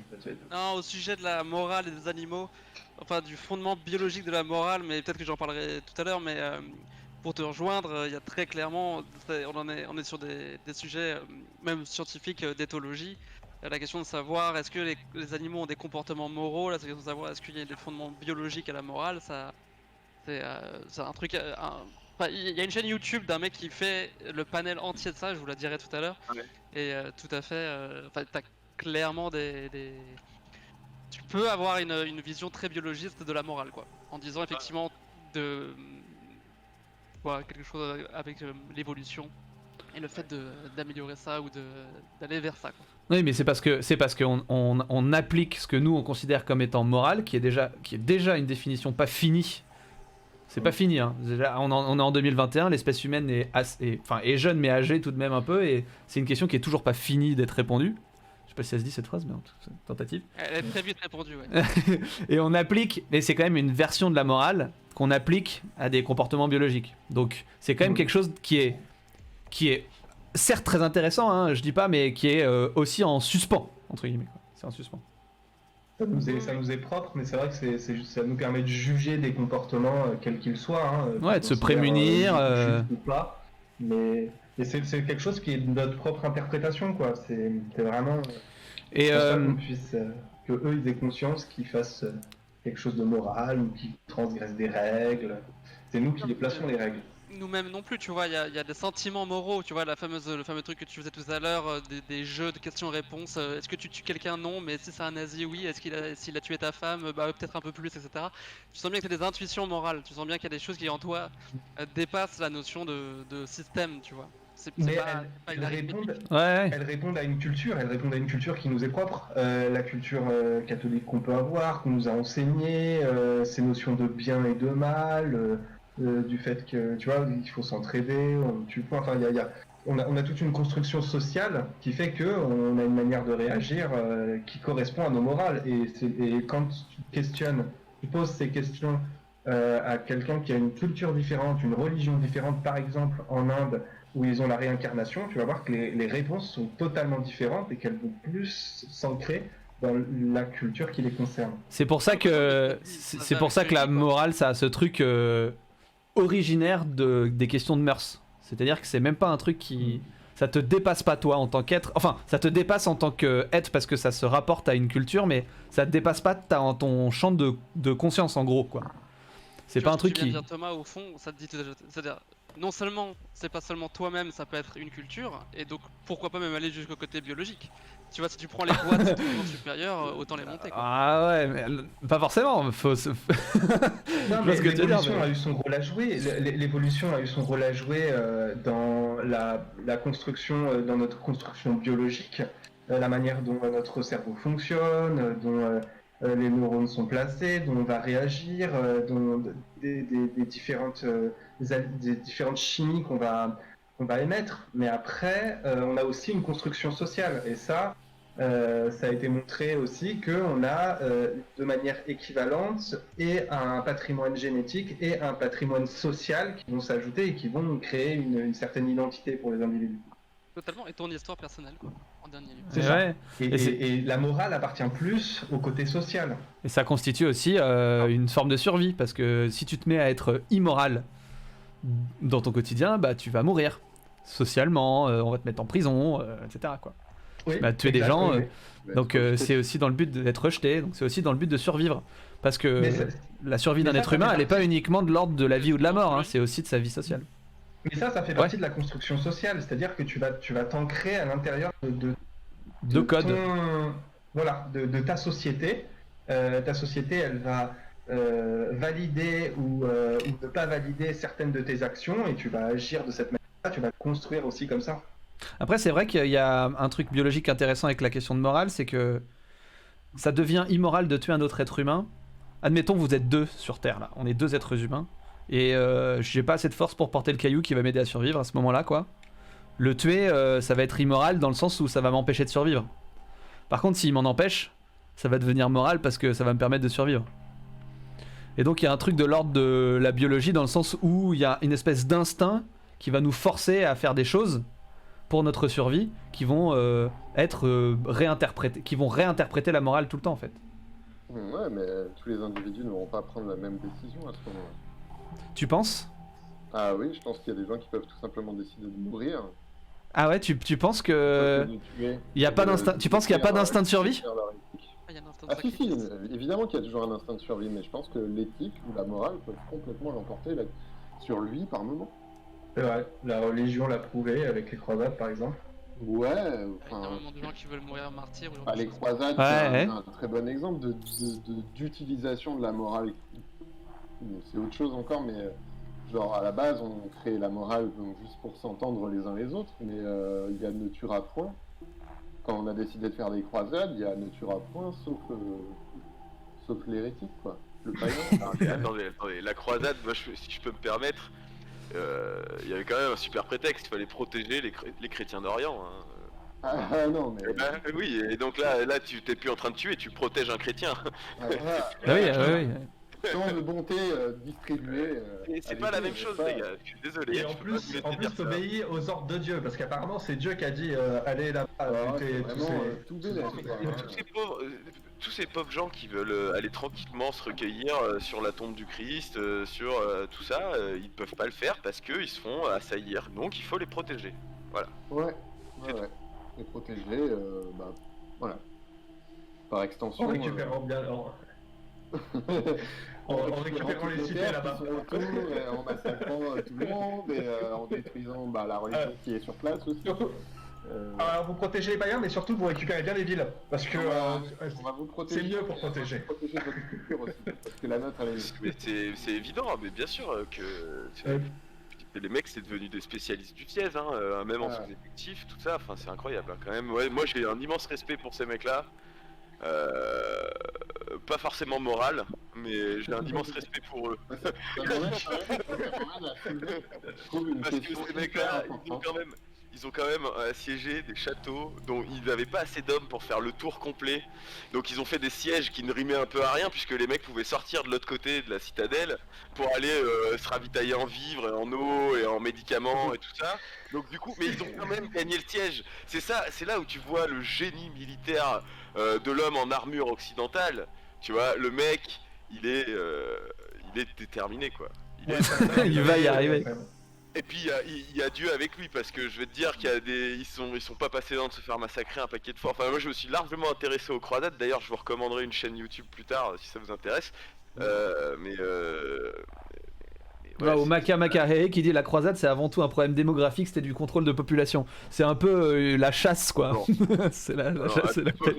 donc là, la démographie c'est pas vraiment le problème non plus. Historiquement, il y en a qui disent aussi qu'il y avait les seigneurs occidentaux étaient trop problématiques, ils étaient un peu trop cons, ils se faisaient un peu trop la guerre, et que la papauté en fait a voulu se débarrasser de tous ces petits rois, tous ces mini-pouvoirs qui empêchaient l'unité des royaumes et de leur pays, en envoyant tout le monde à la guerre.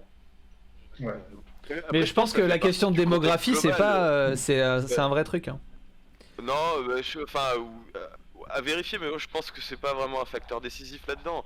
Ce qui était important à l'époque, c'était que le problème, c'est que si t'attaques un chrétien, à Jérusalem, dans la ville quand même sacrée, tu vois, et que tu laisses ça impuni, comment tu peux asseoir ton autorité religieuse sur tout le monde tel qu'il était connu à l'époque? Comment tu peux laisser tuer tes... Moi je pense qu'il y a une vraie... C'est le pape Urbain II qui a fait l'appel à la croisade et je pense qu'il y avait Qui est une mis en valeur à motivation- Clermont-Ferrand d'ailleurs hein. Pour les Ouais, Auvergnats ouais, qui nous bien sûr. regardent RPZ. RPZ. Les gars, on va arrêter la question de la chevalerie, de la croisade et de la religion, parce que c'est pas tout à fait le sujet. Mais c'était intéressant d'y venir tout de même. J'aimerais vous reposer cette question que je vous ai posée pré-live. Ah waouh, dévoilation.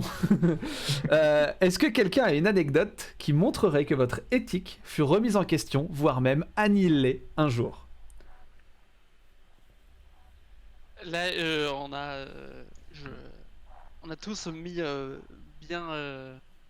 de côté la question sexuelle, tu vois, mais tu vois, la question par exemple de la manière dont les couples se font, ce genre de choses, mais je pense qu'une question éthique qui touche beaucoup de gens, c'est évidemment celle de la tromperie ou de l'adultère ou ce genre de choses.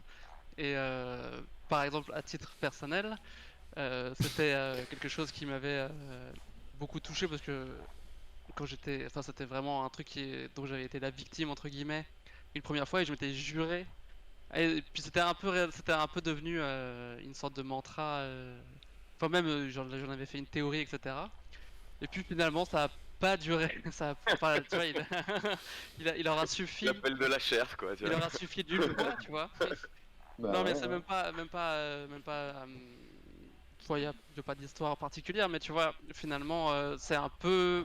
Ou alors, si on veut revenir dans des sphères un peu plus intellectuelles, c'est la question de l'engagement, tu vois. Je veux dire, quiconque. Enfin, tu vois, c'est En toujours fait. saoulant quand les gens décommandent au dernier moment et ça arrive tout le temps de le faire. Il y a toujours. Enfin, tu vois, finalement, son éthique personnelle. Ouais, C'est- l'éthique, ouais, tu vois, elle a bon dos souvent, quoi. C'est pour ça qu'il voilà, y a des elle gros. tend Il y a à des... changer en fonction des envies, quoi. Hein. Ouais, tant que t'as pas des énormes interdits fondamentaux, Ouais, c'est ça. puis de manière générale, quand c'est question de la morale au sens juste éthique de l'action, quoi, qu'est-ce que tu fais souvent? Ça me donne envie de questionner quand même ce qu'on fait de l'attitude moralisatrice, justement, aujourd'hui, qui pour moi est un grand problème. Genre, au nom de la morale, on se permet beaucoup de choses aussi. Avant, c'était au nom de la religion, mais enfin, c'est toujours un peu le même système. Je pense qu'il y a énormément de choses qui sont évidemment qui nous permettent de vivre ensemble grâce à la morale. Et je pense que c'est comme avec la nécromancie, grand pouvoir, grande responsabilité. Une fois qu'on en comprend les préceptes et qu'on a envie de l'imposer aux autres, ou disons de modifier l'éthique et la morale des autres, d'un coup, pour moi, c'est pas du tout pareil.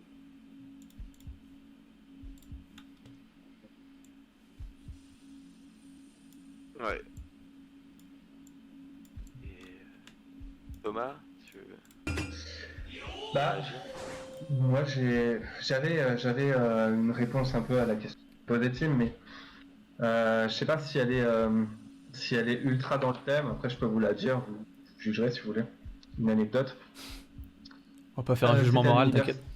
Un jour j'ai Hein tué un Ah, voilà. clochard. Vous me jugez, Qu'est-ce que vous me vous... jugez moralement ou non. Non, non, t'inquiète, Non, t'inquiète. je sais pas si c'était vraiment mon éthique qui a été remise en jeu, mais on va voir. C'est un peu politique, mais c'était à l'université à Toulouse. Dans les syndicats étudiants qu'il y avait là-bas, il y en avait qui se sont beaucoup mobilisés pour des causes très justes, notamment les étudiants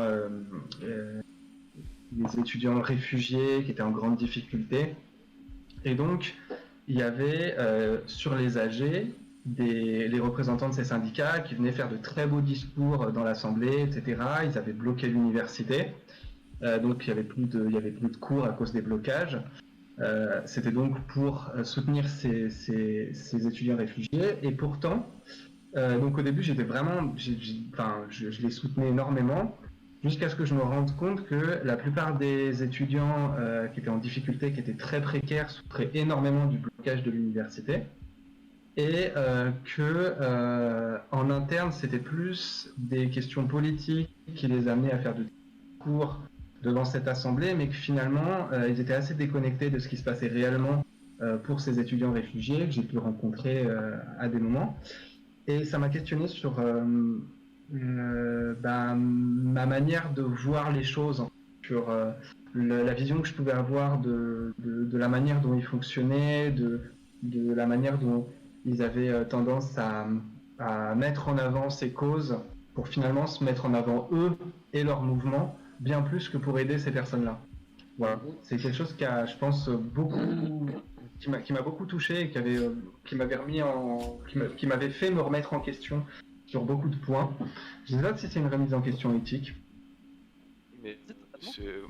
moi je pense que oui, puisque de toute manière, ton éthique elle est construite par rapport à une vision que tu as du monde et de ce qui peut être. Et si forcément tu t'aperçois que bah, peut-être c'était pas enfin t'as des nouveaux éléments qui font que bah, ça change la donne, t'es obligé d'adapter ton éthique à ça en fait, tout simplement. Mm. Je veux dire, si la morale ou l'éthique devient complètement débile si elle est bornée en fait. Ouais, c'est vrai, je me suis rendu compte. C'est le problème de la morale et c'est normalement la beauté de l'éthique, c'est que au moins elle, on peut la remettre en question. Les amis, bah merci d'avoir répondu à ces petites questions. De rien. Enfin, à cette grosse question. Facile. J'aimerais vous donner des petits chiffres avant qu'on se sépare. Savez-vous combien il y a eu de décès en France en 2019 ? Parce qu'on est en rapport avec la nécromancie. Du Covid? Non. Ah non, bah non, c'est 2019. Ouais, c'est encore. Et si vous avez trouvé ce qu'était le petit chiffre qui montait là sans s'arrêter en bas à droite de l'écran dans le chat, n'hésitez pas à proposer. Vous avez un chiffre à donner ? Vas-y, ouais. Moi, je dirais 10 000. 10 000 morts ? Non, Non, en France, le bise.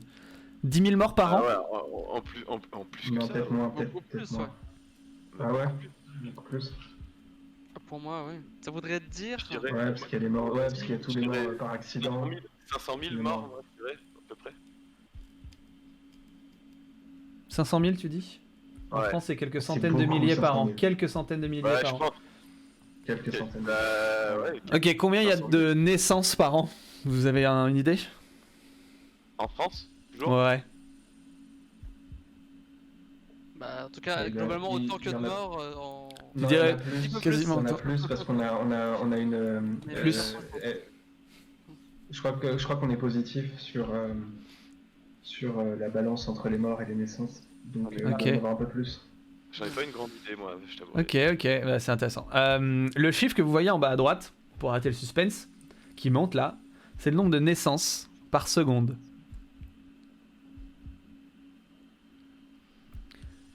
Donc là, c'est le nombre de naissances par seconde là. Voilà. En France ou dans le monde, du coup? Regarde, je vous montre en entier. Dans le monde. Ah non, depuis le premier. Dans le monde, il y a 54 millions de bébés qui sont nés. Voilà, depuis le 1er janvier. Mm. Ah, on voit pas Thomas. Hop, je vous le mets là. Comme ça. Mais c'est dans le monde, ouais. Dans le monde, ouais. Du coup, ça vous donne un repère. Par an, il y a 613 000 décès en France.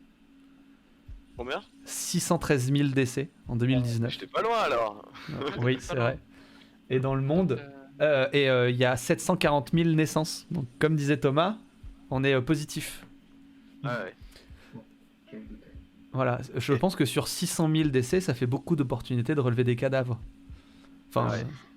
ça fait Si ça, je dis rien, quoi. 600 000 opportunités, je dis ça, je dis rien. Regardez dans vos cimetières. En parlant de cimetières, combien il y a de cimetières à Paris ?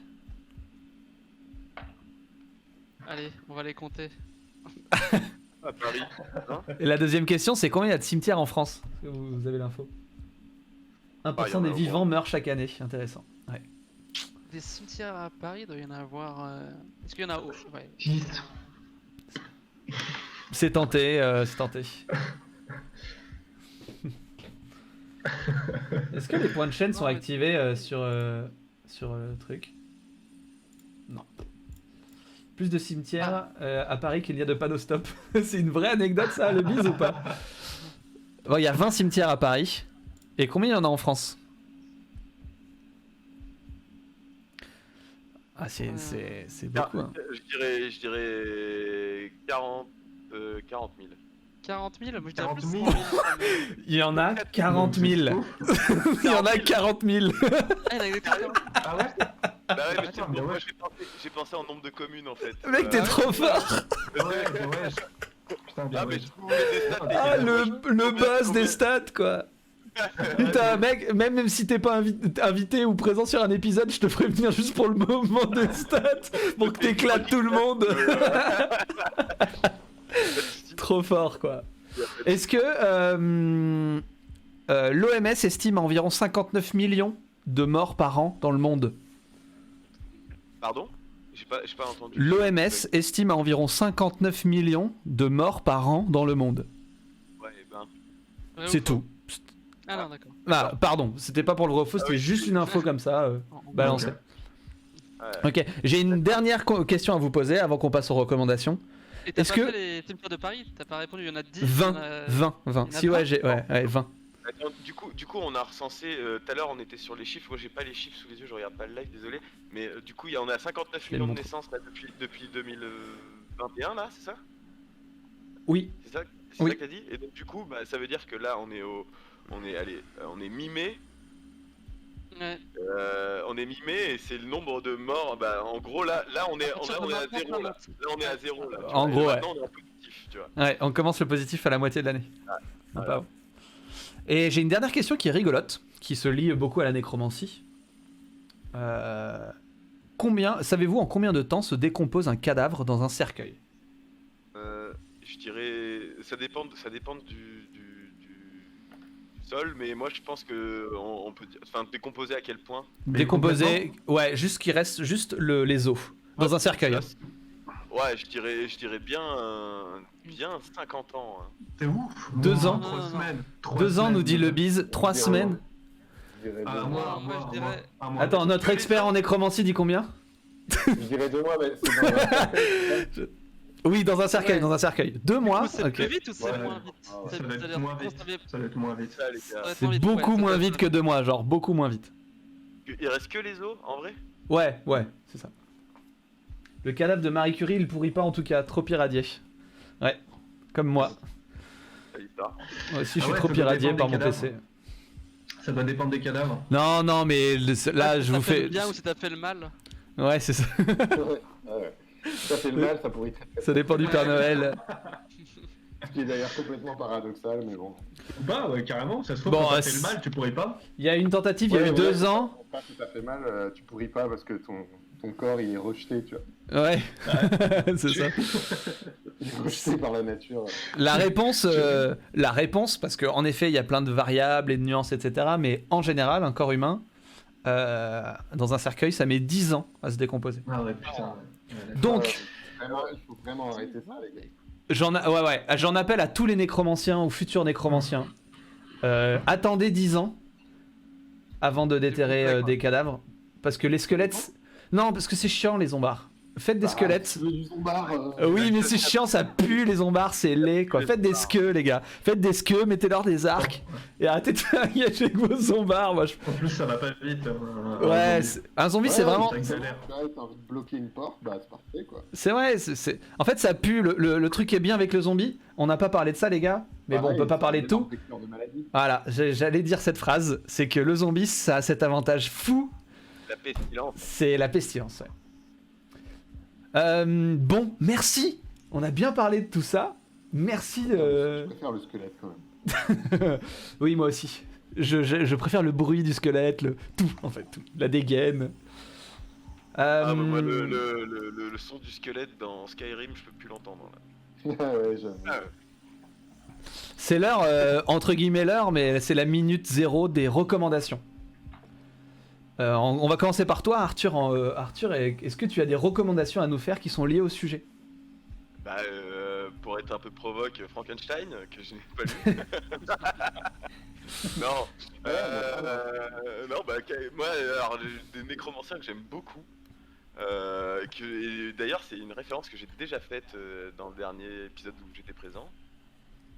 Dans lequel j'étais présent. Ouais, le vampire. C'est, dans Castlevania. Dans Castlevania, ils ont des humains d'ailleurs, parce que les vampires n'ont pas accès à ce pouvoir. Et donc, on appelle ça des forgerons. Et les mecs sont typiquement des nécromanciens en fait. Ils ont une âme, ils ont une lame dans laquelle, je sais pas, il y a leur pouvoir qui est catalysé. Et, Une sorte de quand phylactère.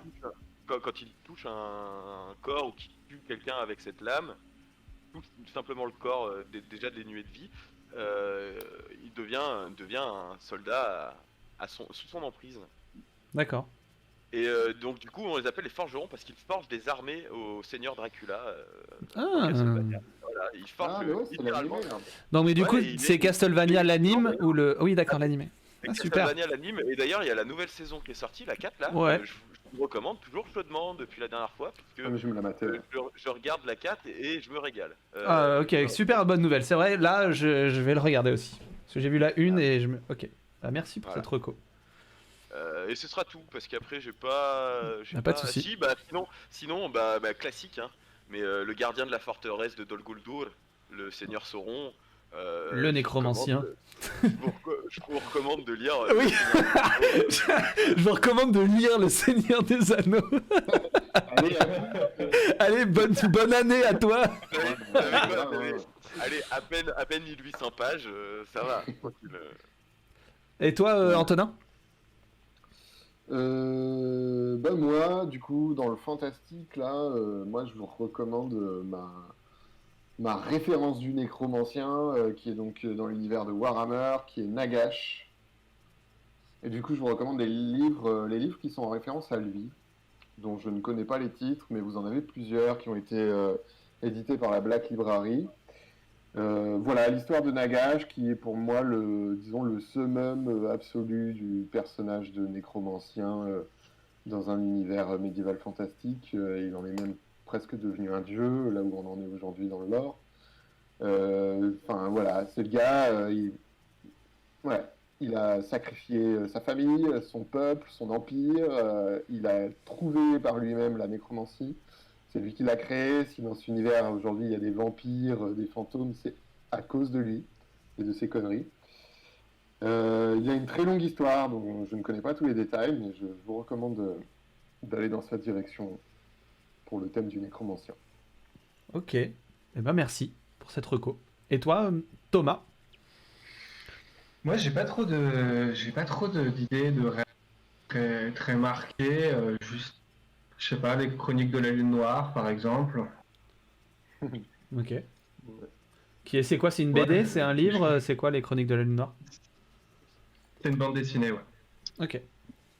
Très C'est bien. une bande dessinée qui est vraiment bien, mais qui est pas forcément créée uniquement sur des nécromanciens, mais qui est un univers très magique. Je pense que de toute façon, vous tapez et vous lisez les résumés, ça évitera que je vous spoil. Je pense que c'est une super BD à lire. Ok. Et sinon, moi j'aime bien la vision de l'alchimiste. Ouais. Ok, bah merci Voilà. pour ces recos. Et toi, Simdax? Alors, moi, j'ai pas de recommandation directe sur la nécromancie en soi, parce que je n'en ai pas. Par contre, je me pensais un peu la musique, quelle serait la musique des nécromanciens? Et c'est vrai qu'on n'y pense pas trop. Enfin bon, il y a les musiques un peu lugubres et classiques, machin.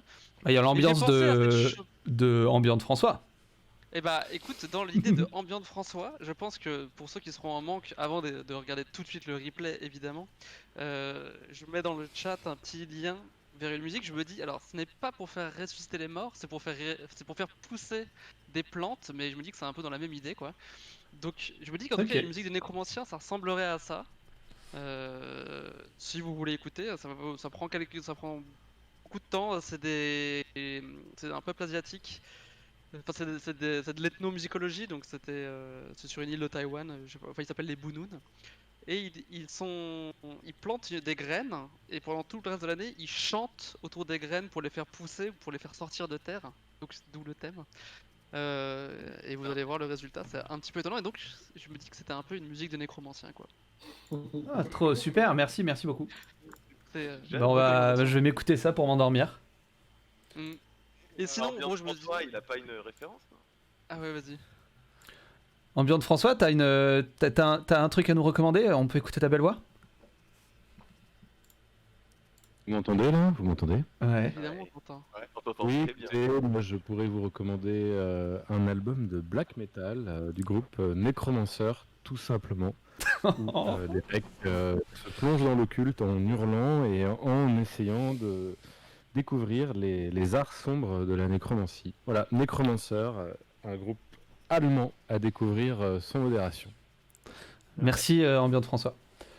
Merci beaucoup pour cette reco. Pour ma part, les amis, un funky pour la nécro. Attends, hop, 500 autorisé. 6 Feet Under. Pour ma part, je vais vous recommander un podcast sur France Culture qui s'appelle L'éthique de Spinoza, dans l'émission Les chemins de la philosophie d'Adèle Van Ries. Je vous drop le lien. C'est un podcast sur l'éthique selon Spinoza, donc c'est très intéressant. Enfin, c'est très intéressant. C'est intéressant. J'aime bien. Ça apprend des choses sur la philosophie et comment penser la philosophie, etc. Et la deuxième recommandation, qui est une recommandation dynamique, c'est un jeu vidéo qui s'appelle The Slormancer, auquel, juste après ce live, donc c'est-à-dire dans une 15-20 de minutes, je vais jouer en live avec vous, ceux qui voudront rester. C'est un jeu dans lequel c'est une sorte d'hack and slash où on va se taper contre le Slormancer, qui est une sorte de nécromancien qui réanime des squelettes. Voilà. Et c'est un jeu qui est en pixel art qui est vraiment très cool, avec un potentiel d'interprétation des personnages qui est très très fort. Donc je vais me faire un plaisir de faire leur voix avec mon bon micro, voyez-vous. Donc The Slormancer et puis un petit podcast. Merci à tous d'être venus pour cette émission. C'était trop cool de vous avoir. Je trouve qu'on a bien parlé. Merci. C'est un plaisir. Ouais, c'était cool d'être venu, merci. Un merci tout chaud et tout spécial à Ambiante François, qui nous a régalé. Ouais. Mais pas assez de sa belle voix, malheureusement. Mais justement, Merci c'est à ce qui vous. fait la beauté de la chose, c'est qu'elle reste un peu rare comme ça. Et bah oui, évidemment. On n'a toujours pas vu son visage. C'est Même son visage est caché. quoi. ah, c'est très stylé. Bon, c'est prochaine très fois, stylé. peut-être. Ah, J'adore ce mystère. C'est vraiment la voix radiophonique, quoi. Moi, je me sens Complètement. sur Skyrock quand j'avais 13 ans, quoi. C'est. Et Ouais, donc, mais comment s'appelait la nana qui donnait des conseils? Bref. la BO de d'1h40 qu'a fait François d'Ambiante sera disponible normalement sur YouTube. On va l'upload. Elle sera dispo sur le Discord. Donc, n'hésitez pas à rejoindre le Discord pour pouvoir avoir le lien et vous mettre bien. Hop. Waouh. Ah, on était vraiment dans quelque chose. On était vraiment dans un environnement musical de dingue. c'est cool. The Crypt of the Necrodancer. Oh, j'ai un autre truc à vous recommander avant de partir, les gars. C'est incroyable. Ça, c'est un jeu d'Amstrad des années 80 ou 90 qui s'appelle Le Nécromancien. Je vais vous envoyer le lien. C'est un jeu français et en fait c'est un des premiers jeux vidéo. Le Nécromancien Amstrad. C'est un des premiers jeux vidéo qui a le concept du jeu dont vous êtes le héros ou du livre dont vous êtes le héros. Sauf que c'est sous forme de jeu vidéo. Et il y a un long play d'1 heure qui est dispo sur YouTube. Je vous le drop dans le chat. Hop. Et c'est assez génial, quoi. Ça s'appelle Le Nécromancien. Donc vraiment, c'est, par exemple, je vous lis une phrase là, c'est « Vous croisez plusieurs patrouilles d'hommes lézards avant d'arriver sur la place du marché. Vous achetez un cheval ou vous cherchez une caravane. Et tu cliques et ça t'amène à une autre chose, en fait. C'est un peu les débuts du RPG sur... voilà. Ah, Jeu textuel. Ouais. C'est vraiment... voilà. Si un jour j'ai un émulateur d'Amstrad avec le Nécromancien, je le ferai en live, si vous voulez. Je vous glisse aussi le lien dont je vous avais parlé du gars qui fait cette chaîne sur la morale et les animaux et la morale de manière générale. Enfin, les liens Merci. biologiques de la morale. super. C'est quand même un gros, Merci. gros universitaire et c'est bien boss cette chaîne. Ok. Ah, et moi j'ai Bien Gucci. une idée aussi, je crois que j'aimerais rajouter une recommandation. Ouais. Antonin, d'ailleurs, tu me dis si je me trompe, parce que je crois que c'est avec toi qu'on a regardé tous les brocolis de James Bond. Je voulais recommander un épisode de James Bond où il y a dans cet épisode le seul personnage fantastique de James Bond, c'est genre Mr. Midnight ou je sais pas quoi, qui revient d'entre les morts. À un moment donné, il est un petit peu zombie. Je crois que c'est Live and Let Die de James Bond. Je suis pas sûr. Ok, intéressant. Reprenez-moi. Et c'est le seul James Bond où il y a vraiment du fantastique. Fantastique. Ok, ok. Où le personnage, à la fin, vraiment ressurgit, sort de la tombe et le film se termine sur un truc très inexpliqué et inexplicable. Sacrément Pour rappel, rare. j'aimerais vous mettre aussi la musique. Est-ce que De c'est James Sheryl Bond. Crow qui chante? Malheureusement, c'est pas Sheryl Crow. Ah bah non. Avant que tu C'est nous la mettes la musique, Il y a un truc. juste avant que tu mettes la musique, je fais un... Ouais, Ouais, un gros goodbye YouTube. Je vais couper la vidéo ici. Merci d'avoir regardé. Abonnez-vous, cliquez tous les trucs de clic nécessaires sur internet pour les référencements. À un prochain épisode la semaine prochaine sur le dragon et la richesse. Ça va être un super épisode aussi. Sur c'est quoi un dragon, à quel point ça rugit sur les gens, et la richesse, ça fait quoi à l'être humain dans sa petite tête, quoi. Ouais. Tu vas trouver des gens riches, vraiment? Ouais, il faut que je trouve des gens riches. J'en ai Ah, plein dans mon entourage. Je Ah, ok, baigne au d'accord. milieu de la richesse. Incroyable. Et gros bisous. Et dernier petit mot sur la connaissance et le partage de la connaissance. Partagez-la. La connaissance, quand on la donne, on en a encore, alors que l'argent, quand on le donne, on n'en a plus. Hein, donc c'est une économie beaucoup plus intéressante. Gros bisous YouTube, à bientôt. Bye, c'était Fantastic Slice.